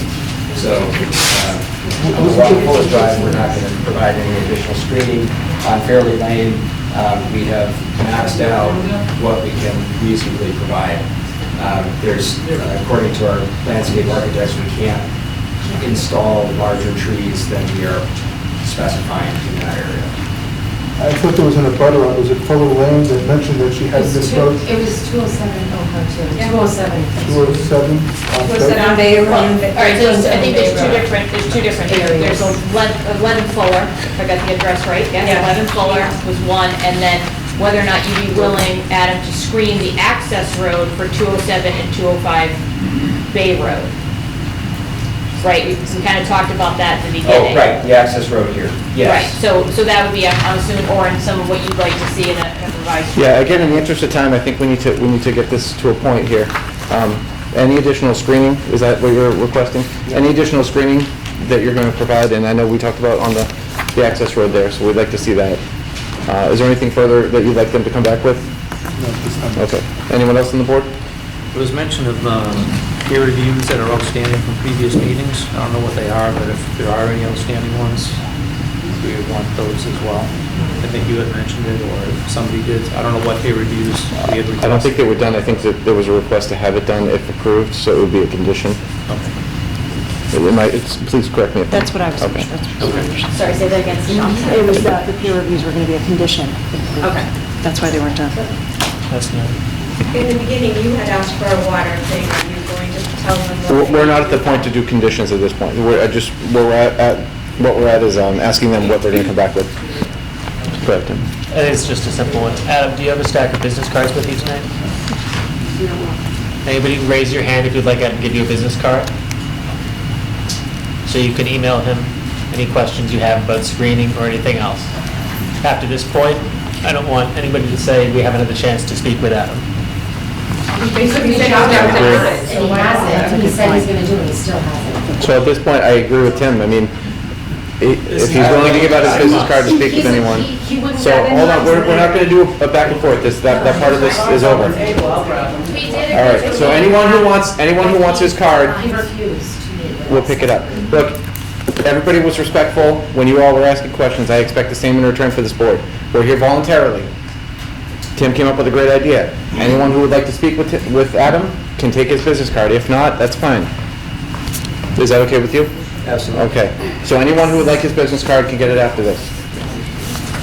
Steve, can I make one other comment? Absolutely. Probably not really for Adam, but maybe for you, Paul. Can we re-engage the fire department about access to this? I know they've looked at it, but can we ensure that they feel like there is, one, adequate resources from water if needed, any training needed, which I think we Yep. did cover last time, that training was going to be offered. And address That any was a concerns. condition we actually Yeah. put in on Plain Yeah. Street, and that was something they had asked for that we put in, Can so we just- training will be part yeah, of Can we it. just revisit those Yeah. things and maybe add them to the Dropbox, just to make sure we're all on the same page as what the fire department is required, and their feeling of access to these panels in this location, and in this array, I think would be The helpful. southern, Yeah, along you know, Ford, as sure. this, you know, it's obviously shifted south, you know, the comments on, you know. yeah, they reviewed and, and things like that, but Yeah, it'd be they- good to just revisit some, especially the abutters' concerns addressing Sure. that. Okay, so can we, We're not taking comments. yeah, comments are all done. If the comments continue, I'm gonna ask you to leave from now on. So I think Okay. it'd be just helpful if we could just make sure that we feel like they've addressed those. they things. reviewed it. Yeah. They reviewed this proposal.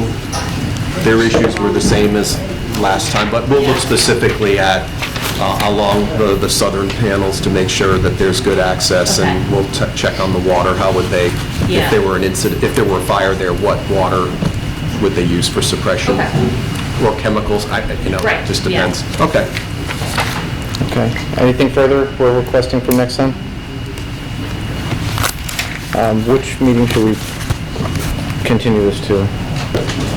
The question is, how quickly could they get it? Because you all have a 1-week requirement. You meet in 2 weeks. So the question, I guess, is would the applicant be able to provide their information by next week? 6th or the 20th.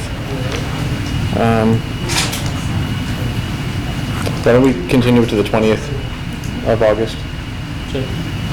Are you comfortable with that?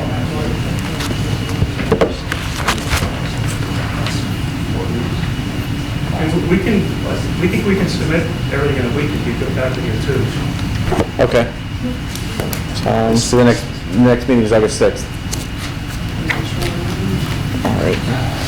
We can continue this to August 6th? As I mentioned when we were setting the dates, I cannot make August 6th, so just make sure that we have a quorum based on this discussion tonight. Okay. Okay.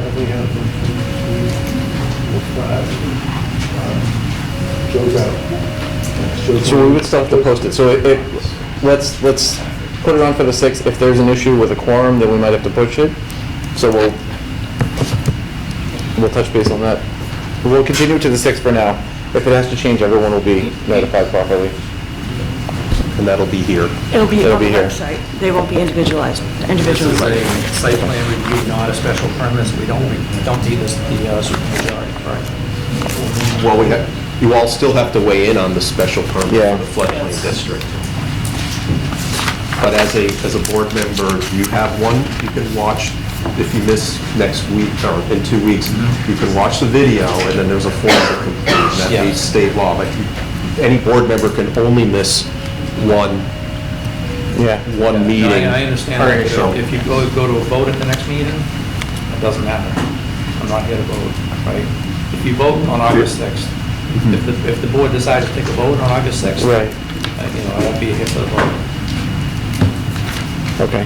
Well, yeah, if Warren has a conflict on the 6th as well, you said you might? No, on the 6th, I'm fine. Oh, okay. I don't know if Joe's good or something. All right, so I'll entertain a motion to continue to the 6th. So moved. Good, second? Second. All right, all in favor? Aye. Aye. Opposed? Okay. SP 488 is continued to August 6th. Now we have site plan review of 20-001, 308 East Main Street. Sorry for the delay, gentlemen. I didn't. Okay, yes. I just said. What's that? Super minor, like, disclosure. Oh, yeah. So wait till the racket dies down a little bit. Scott's back. Yeah, do you want us to still stand over there, is that? Whatever's easier. Well, actually, whatever they're picking up better is over there, okay? Yeah. All right.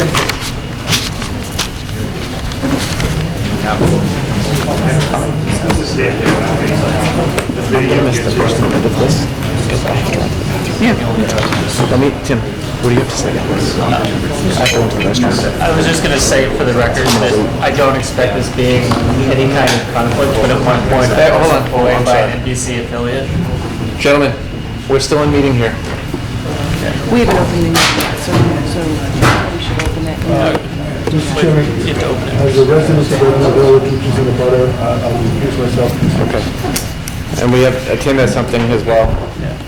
I'm sorry, go ahead. I don't expect this will be a conflict of interest of any comment, but at one point I was employed by an NBC affiliate, so I'm just going to disclose that it has been a long time and I do not wish to go back.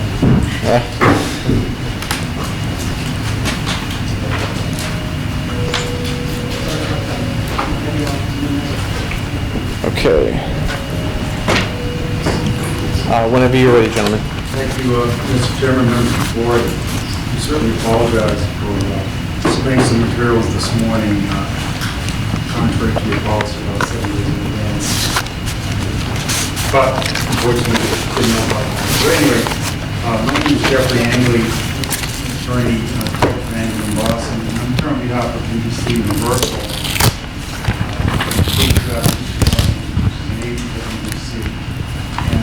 With me this evening is Brandon Williams from NBC Universal. Also with Jason Diarima from CSC Management is here. And then finally, Andrew Simmons, who's a PE and he is an engineer at Stantec Engineering, who are the drafters of the engineering plans that we have for you. We're here because NBC Universal is required to relocate transmitters for the WBTS television station, NBC 10 Boston. And so it has found a location at 308 East Main Street behind Vernon Hills. There's an existing 180-foot lattice tower that was permitted back in the year 2000. And so that is a location that NBC wants to put their transmitter. That project that is being proposed by NBC is to add a 15-foot extension onto that 180-foot lattice tower to support the new transmitter, and also to add one equipment cabinet within the existing telecommunications or wireless communications compound that exists at this property already.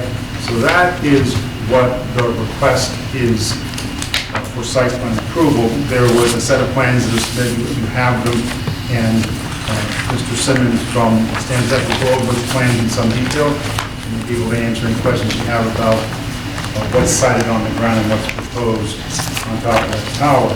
But first, I wanted to have Brandon Williams speak just briefly and generally about what's going on with NBC Universal and why they have to put this transmitter at this location.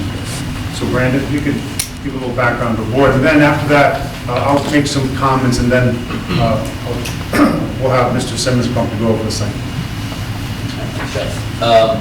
So basically for our project, to give you guys a little bit of background, we're originally broadcasting at Needham Heights, Massachusetts. We were forced to move out as T-Mobile was taking over for us in that current location. That's for the overall FCC repack project, which is nationwide, which is basically increasing the spectrum that mobile providers have so they can enable 5G. It's condensing the spectrum that takes up for TV providers. So So there's a lot of different shufflings and channels that cause us to have to move from that location. We surveyed the Boston market and there's no more available channels, so the FCC came to us and told us that we have to change location. This caused us that we have to move 30 miles from our Boston reference point. Looking and surveying the area, that's led us to a small portion of Bristol County, and we surveyed that area to see what towers were available for us to put up our antenna and to move our transmitters so we could broadcast out of that area. It ended up being there was only one existing tower that we could move to, and that was here at 308 East Main Street in Northern Massachusetts. And the other locations did not have a tower, and we have to erect a complete new tower. From the FCC, this was also our only location that we were approved to move our tower and to have our transmitter moved from its old location into its new one. So that's basically why we chose our Norton site. It was kind of the perfect storm, the perfect place to move both the antenna and transmitter. And Brandon, could you speak to the timing on your FCC licensing for the impact project? Yeah, so basically they reached out to us and they broke down the FCC repack into multiple phases. Currently the project is in phase 4. Most of the stations are cutting over our high-powered stations, and they have a date of August 2nd, but due to the smaller DMA that we're serving, we have a low-power station, meaning that our transmitter operates on lower power than a regular station, that we now have an August 9th date to cut over. And if you don't make that August 9th date, then what is the consequence of that? The consequence is that NBC will go off the air, and T-Mobile will move into that, and there won't be our signal distributed both to the Boston area and now this new expanded Providence DMA. Thank you, Brandon. So, Can I ask one question? So it's FCC already approved this location? Yes. Okay. Just one clarification, thanks. And to clarify, this location would be the broadcast site for the entire region for NBC 10 in general. This is where the transmission would come from. Correct. And as part of the spectrum repack, would you sell the original spectrum, or was it part of? Yeah, okay. So, back on May 28th of 2019, NBC filed an application with the building commissioner for a building permit to undertake the work that I just described briefly. And there was a referral to the planning board for the board and at least have the community have a chance to have a better understanding of what's being proposed. But I will discuss at the end of this presentation the application of this federal statute called the Spectrum Act, which was enacted as part of the 2012 Middle Income Relief Act. I don't have the name exact, but at any rate, we'll talk about that a little bit later, but we're hopeful that the board will be able to approve this project, immediately so that we can get our building permit so that NBC 10 can stay on air. As I said before, what we're proposing is a 15-foot extension to this existing lattice tower, and then attached to that tower will be one omnidirectional broadcast transmitter. At ground level, what NBC is proposing to install is a single pre-manufactured equipment cabinet or equipment shelf, and that is going to be located within the existing fenced-in wireless communication compound, and they propose to install one 12-inch thick, 5-foot wide, 13.5-foot long concrete pad. So the new equipment cabinet will sit on this concrete pad. And there are no new buildings that are being proposed on this site. The site consists, in its original permit state back in 2000, of two existing equipment buildings, and also an equipment pad upon which is located a generator. But those all supply AT&T and T-Mobile. They have nothing to do with NBC, so that's why NBC needs its own new equipment pad for this single equipment cabinet. I think as Mrs. Simmons will talk about, the power and fiber optic cable that's already on site, which is tapped into the existing panels for this existing facility.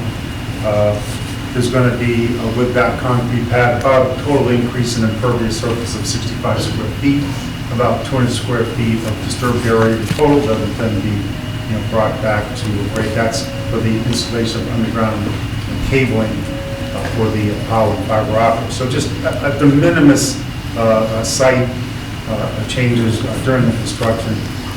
So no change in grade, no change in how the drainage works there. It's a gravel-based site.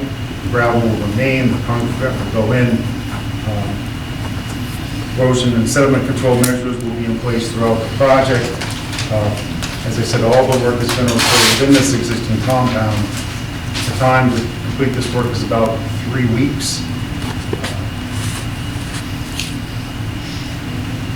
The property is owned by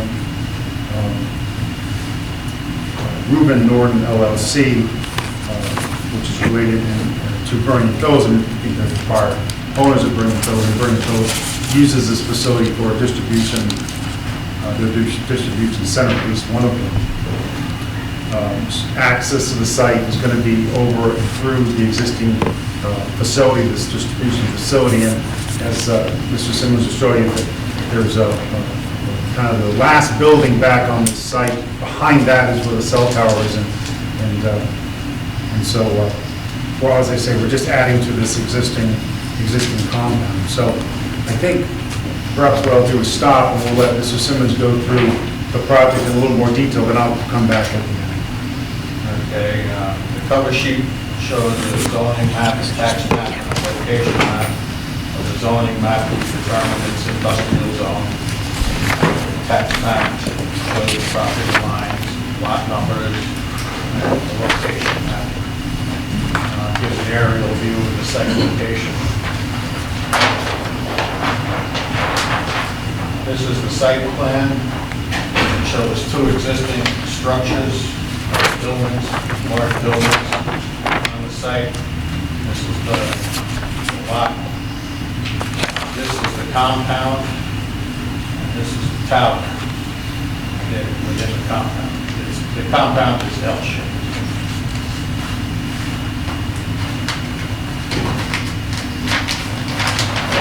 Zooms in on that.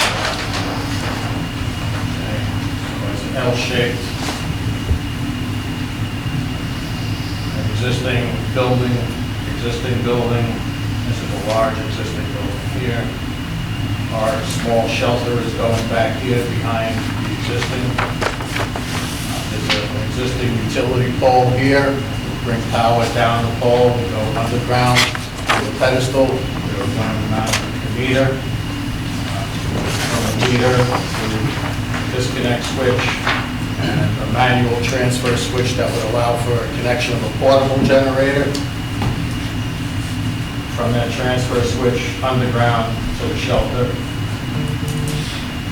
Existing fencing all around the compound. The shelter that we're putting in has 2 air conditioning units that go through the wall. The only way to access those, to work on them, would be to put gates in. So we're going to add 2 4-foot gates here, and we're going to add a man gate here so that when they come into the compound this way, they can get out there to open these gates to work on the air conditioning units. And a cable bridge to the existing tower. That's about it. I do want to add that for this site, there's no generators that MDC is going to be using. As they say, they'll deal with a power outage like they need to bring in some kind of emergency power that they can plug into it if they need it. The site otherwise is visited only once a month or less, sometimes every 6 weeks, every 4 to 6 weeks. So nominal traffic, nominal access required for this facility. Other than needing some electric and fiber optic cable, there are no other utilities. It uses water, septic, sewer, no other form of utilities. There are no hazardous wastes that are generated or used on this site. There's an existing handhold within the compound to which we'll get the fiber optic cable. Okay, so you're gonna pull from that handhold? Yeah. Great. Right, because that already must serve AT&T. Yeah. Other than that, as Mr. Simmons said, the reason for that gate is actually just to be able to open it up at the back to create enough room for service technicians to actually serve the AC unit. This is an existing utility pole, there's a transformer on it. I've coordinated personally with the utility. I'm going to get the power underground, I'm going to bring it down there. So this building here is no longer in use, so there's plenty of capacity on the existing transformer. So that, I think, unless I've omitted anything, is the basics for the physical characteristics of the property. I'm not sure if it's necessary, but I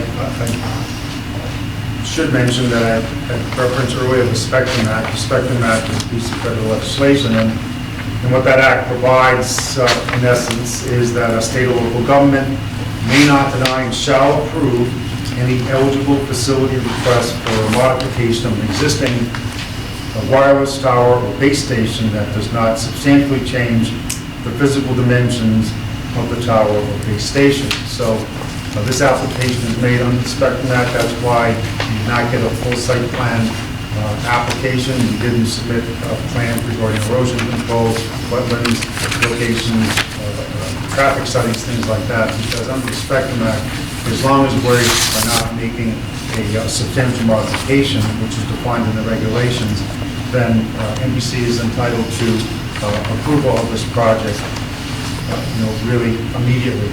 And there would even be a question whether we would even really need site plan approval, but NBC agreed to come to be able to explain this project to the town. We meet the criteria under the Spectrum Act because we're an eligible facility, and an eligible facility means that you're an existing permitted wireless tower or base station that involves co-location of a new or the removal or replacement of prior transmission. So here, we meet that criteria. This is the existing tower.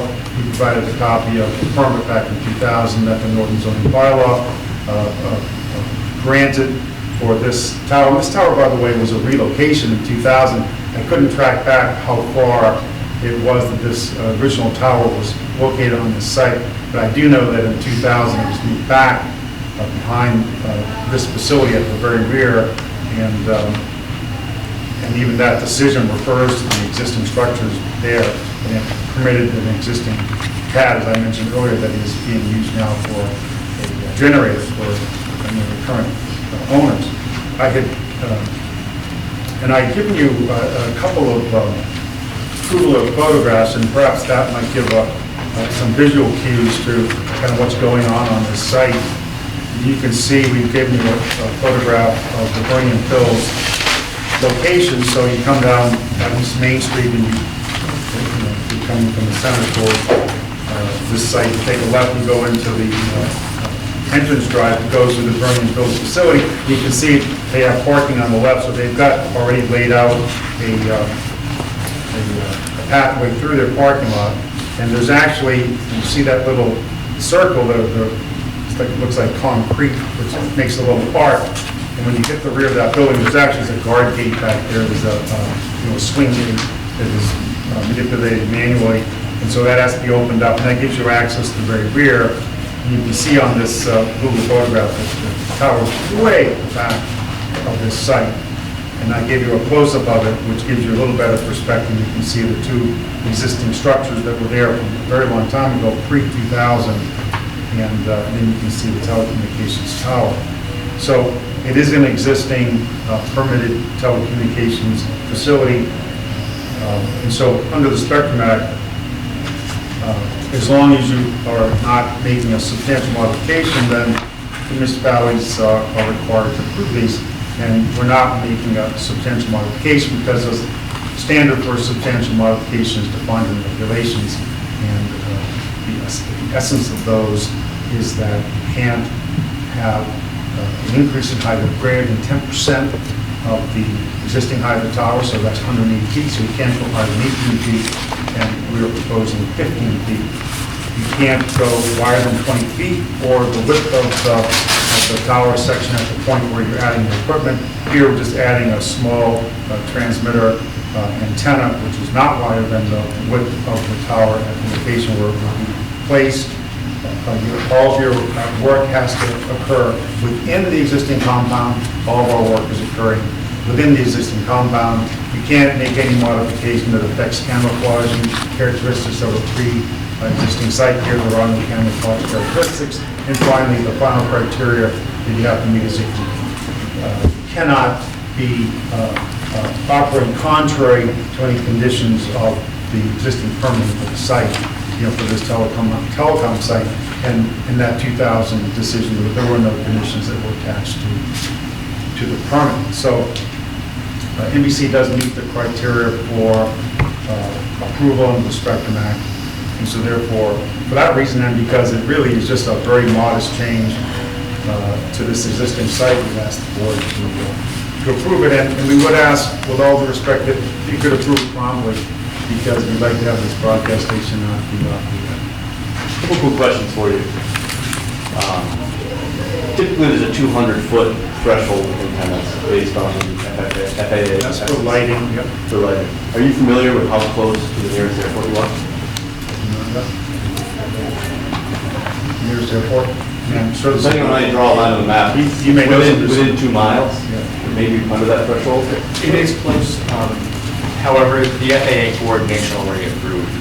Okay, that's my next question, is because it's an amateur airport, right? So you have a lot of low-flying aircraft.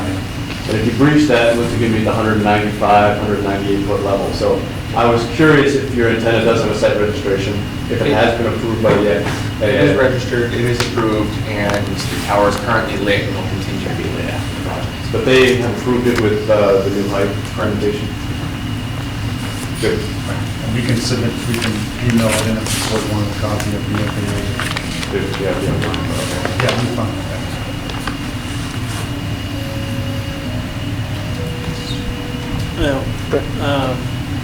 Are you aware that this board recently approved an expansion of the Burning Hills property towards the rear? Is that something you've been coordinating with? I'm sorry, I can't hear you. The board recently approved an expansion of the Burning Hills building toward the back. Is that something that you were aware of? Right. We're coordinating with our landlord, Crown Castle, who leases this property from Burning Hills. Yeah, well, from Reuben Norton, which is that this building? Yes. Yeah. We're not, we have not dealt with the owners of the property, Reuben Norton LLC, other than they signed off on this application. But as Jason said, all of our dealings are with Crown Castle, which is the owner of this tower. Yeah. Okay. I mean, I was vaguely aware that there was something going on because I got an email from a site engineer wanting to know what we were up to, but I told them. Yeah. I don't think it would affect what you're doing, but I just wanted to see if you were aware of it or not, but. Okay. Just might want to make sure, I don't know what the construction schedule is, but it was approved a few months ago, so we're in the summer. You might want to just coordinate on construction so that you're not interfering with one another. Yeah, I think, my understanding is that they're still going through Conservation Commission approval right now. They may still be working on their stormwater. Oh, could be, at least that's what I was told when I spoke to this fellow. Well, with this, you would have to have it done by the 9th, right? Yes. So, yeah, somebody had mentioned it was 3 weeks to complete the work. How is that going to work if it's going to be done by the 9th? It's a tight schedule. Yeah. Okay. Yeah. 3 weeks of work and 2.5, right? Materials are built. Okay. Yeah, we're closely involved with T-Mobile as well, so coordinating with them is when we cut off and when we cut on, and they've been very generous in giving us more time. So we're going to be working with them too, and then from an NBC perspective as well, we're going to have a previous station that's in a different location that's going to be covering their signal. Okay. And I've already coordinated with the power company. I just had one thing. Sure. Attorney Angley said that he was here just to give you guys a review of this project. That's not true. You are here under a site plan review. The Spectrum Act does not allow for a town to require a discretionary permit. Site plan review is a non-discretionary permit. The bylaw says that any special permit or any site plan for a wireless cannot change without coming back to the board. So their prior site plan approval is now changing because the height is changing. So that is why they're here. They are here for an approval from this board. They're not here just as a courtesy to tell you guys what's going on. There's a single additional antenna and a single additional transformer? That's right. What's With the pad, right? It's- The concrete pad? What's the transmitter power? It's 1.8 kilowatts, this is the TPO. And how much power is pushing through this thing? What's the frequency? Hierarchy. Yeah, ERP. Actually, I can grab my laptop. Okay, yeah. And what's your transmission distance estimated at? How far, how would you expect to get with the antenna? That'll be the specs of the antenna as well. So we have kind of electrical engineer. Do you have any idea of what kind of power is on site now for T-Mobile and today? I'm not really sure. T-Mobile's taking their old site, not necessarily this site. No, no, but I think I saw T-Mobile's on T-Mobile this and site AT&T too. on there. T-Mobile's Yeah. both, okay. I was just curious how much radiating power is already there and what that is. Yeah, that was, T-Mobile's bookending. yeah, the question becomes how much additional added to background levels is that, given the background levels are already elevated by the tower that's there. Given that, I guess that's just, that is the new background level.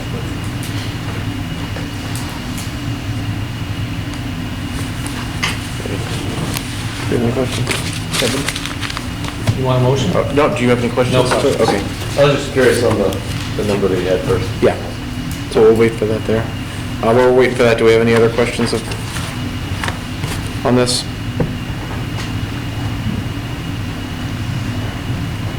I don't have any further questions.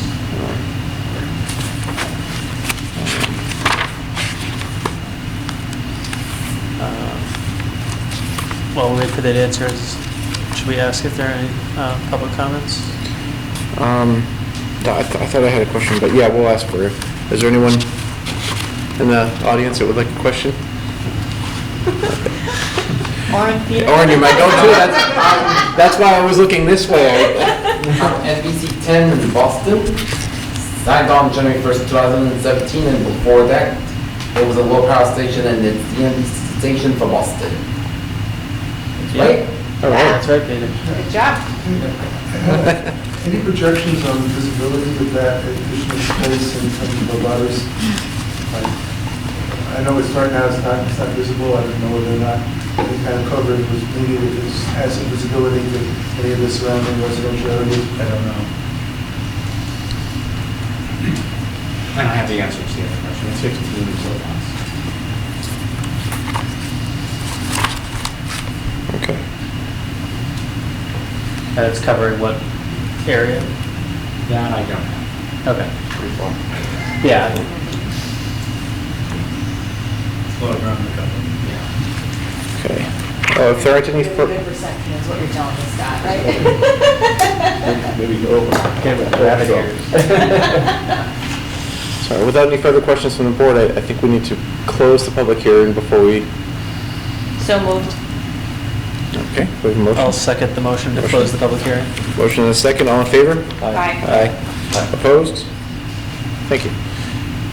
All right, public hearing is closed. If everyone's prepared to vote, I'll entertain a motion. Unless there's further discussion. Oh, I thought Kevin was going to jump on that. I'll make a motion to accept the site plan 20-001 for 308 East Main Street, request by NBC Universal for the to co-locate a 15-foot antenna onto an existing wireless tower. Which will amend the 2000 site plan. I'm sorry? It will amend the 2000 site plan approval. It will amend the 2000 site plan approval. Thank you. I'll second that. A motion and a second. Do we have any further discussion? All in favor? Aye. Aye. Opposed? Thank you very much. Thank you. Right, and that concludes. Definitely wasn't fatal if that didn't We happen. hope the 11 o'clock news is a bump situation. So our next meeting is August 6th. Do we have any further business, Paul? Did you second that? Tim seconded, yeah. Yes, I did. Do we have any further business? Anyone? Thank you. Okay, without any further, I would accept a motion Okay, couple to things. adjourn. You wanted me to bring up setting the times of future meetings? Yes. Yes. Thank you, Kevin. We were discussing, Paul and I, about the times of the meeting starting at 7:15. Is that convenient for everyone? Is earlier better? I lean towards earlier. We can keep it as is, we can change it, it's up to the board, so. I'm okay either way. How much earlier are you talking about, Steve? 4 o'clock in the afternoon. No, I don't know. As early as we can make it. I know you did have a commute, but you don't. What? You had a commute, but you don't have it, yeah. I'm thinking Just because some of these, like, I think previously they were 6:30, some of the other meetings are start at 6:30, so. And some of these go so long, it's, you know. I don't think I would want to go that early, because that would essentially mean that I have to scarf down food to get here and not die. Yeah, but that's when you were working in Boston, Tim. Now you're right over in Taunton, so you can get... I know, but I still like to go home and see my children. Well, what time would work for you, Tim, do you think? I don't know if we wanted to start. I mean, I'm comfortable where it is. If we wanted to do 7, that's probably We don't have to make a decision tonight, just let's just think about it, and at the next meeting we can talk about it. My vote's for 4 o'clock, so. I can't make 4 o'clock happen, but I can make 6:30 happen. Let's just think about it. Did you have anything else, or were you just I helping me? have one other thing. So if the board decides to vote on tonight's public hearing for the solar, what is it called, amendment or? The special permit? Remand. At the next meeting, which you may, I would strongly suggest that you ask Joe to watch tonight's meeting. And then if he attends the next meeting, he'll have the information to vote at the next meeting. Yeah, I believe he's required to before he comes to the next one, so yeah. Okay. Yeah, that's a good, And then that's a good reminder, though. Your extra vote, because, with you recusing yourself, that only leaves 5 people. And then if I'm not here, it leaves 4. So if Joe can watch the replay, it'll bring it back up to 5, and you'll have a super majority. I'll follow up with Joe. Okay. Amy, do we have a time clock we're working with? We do, we do. So we have, we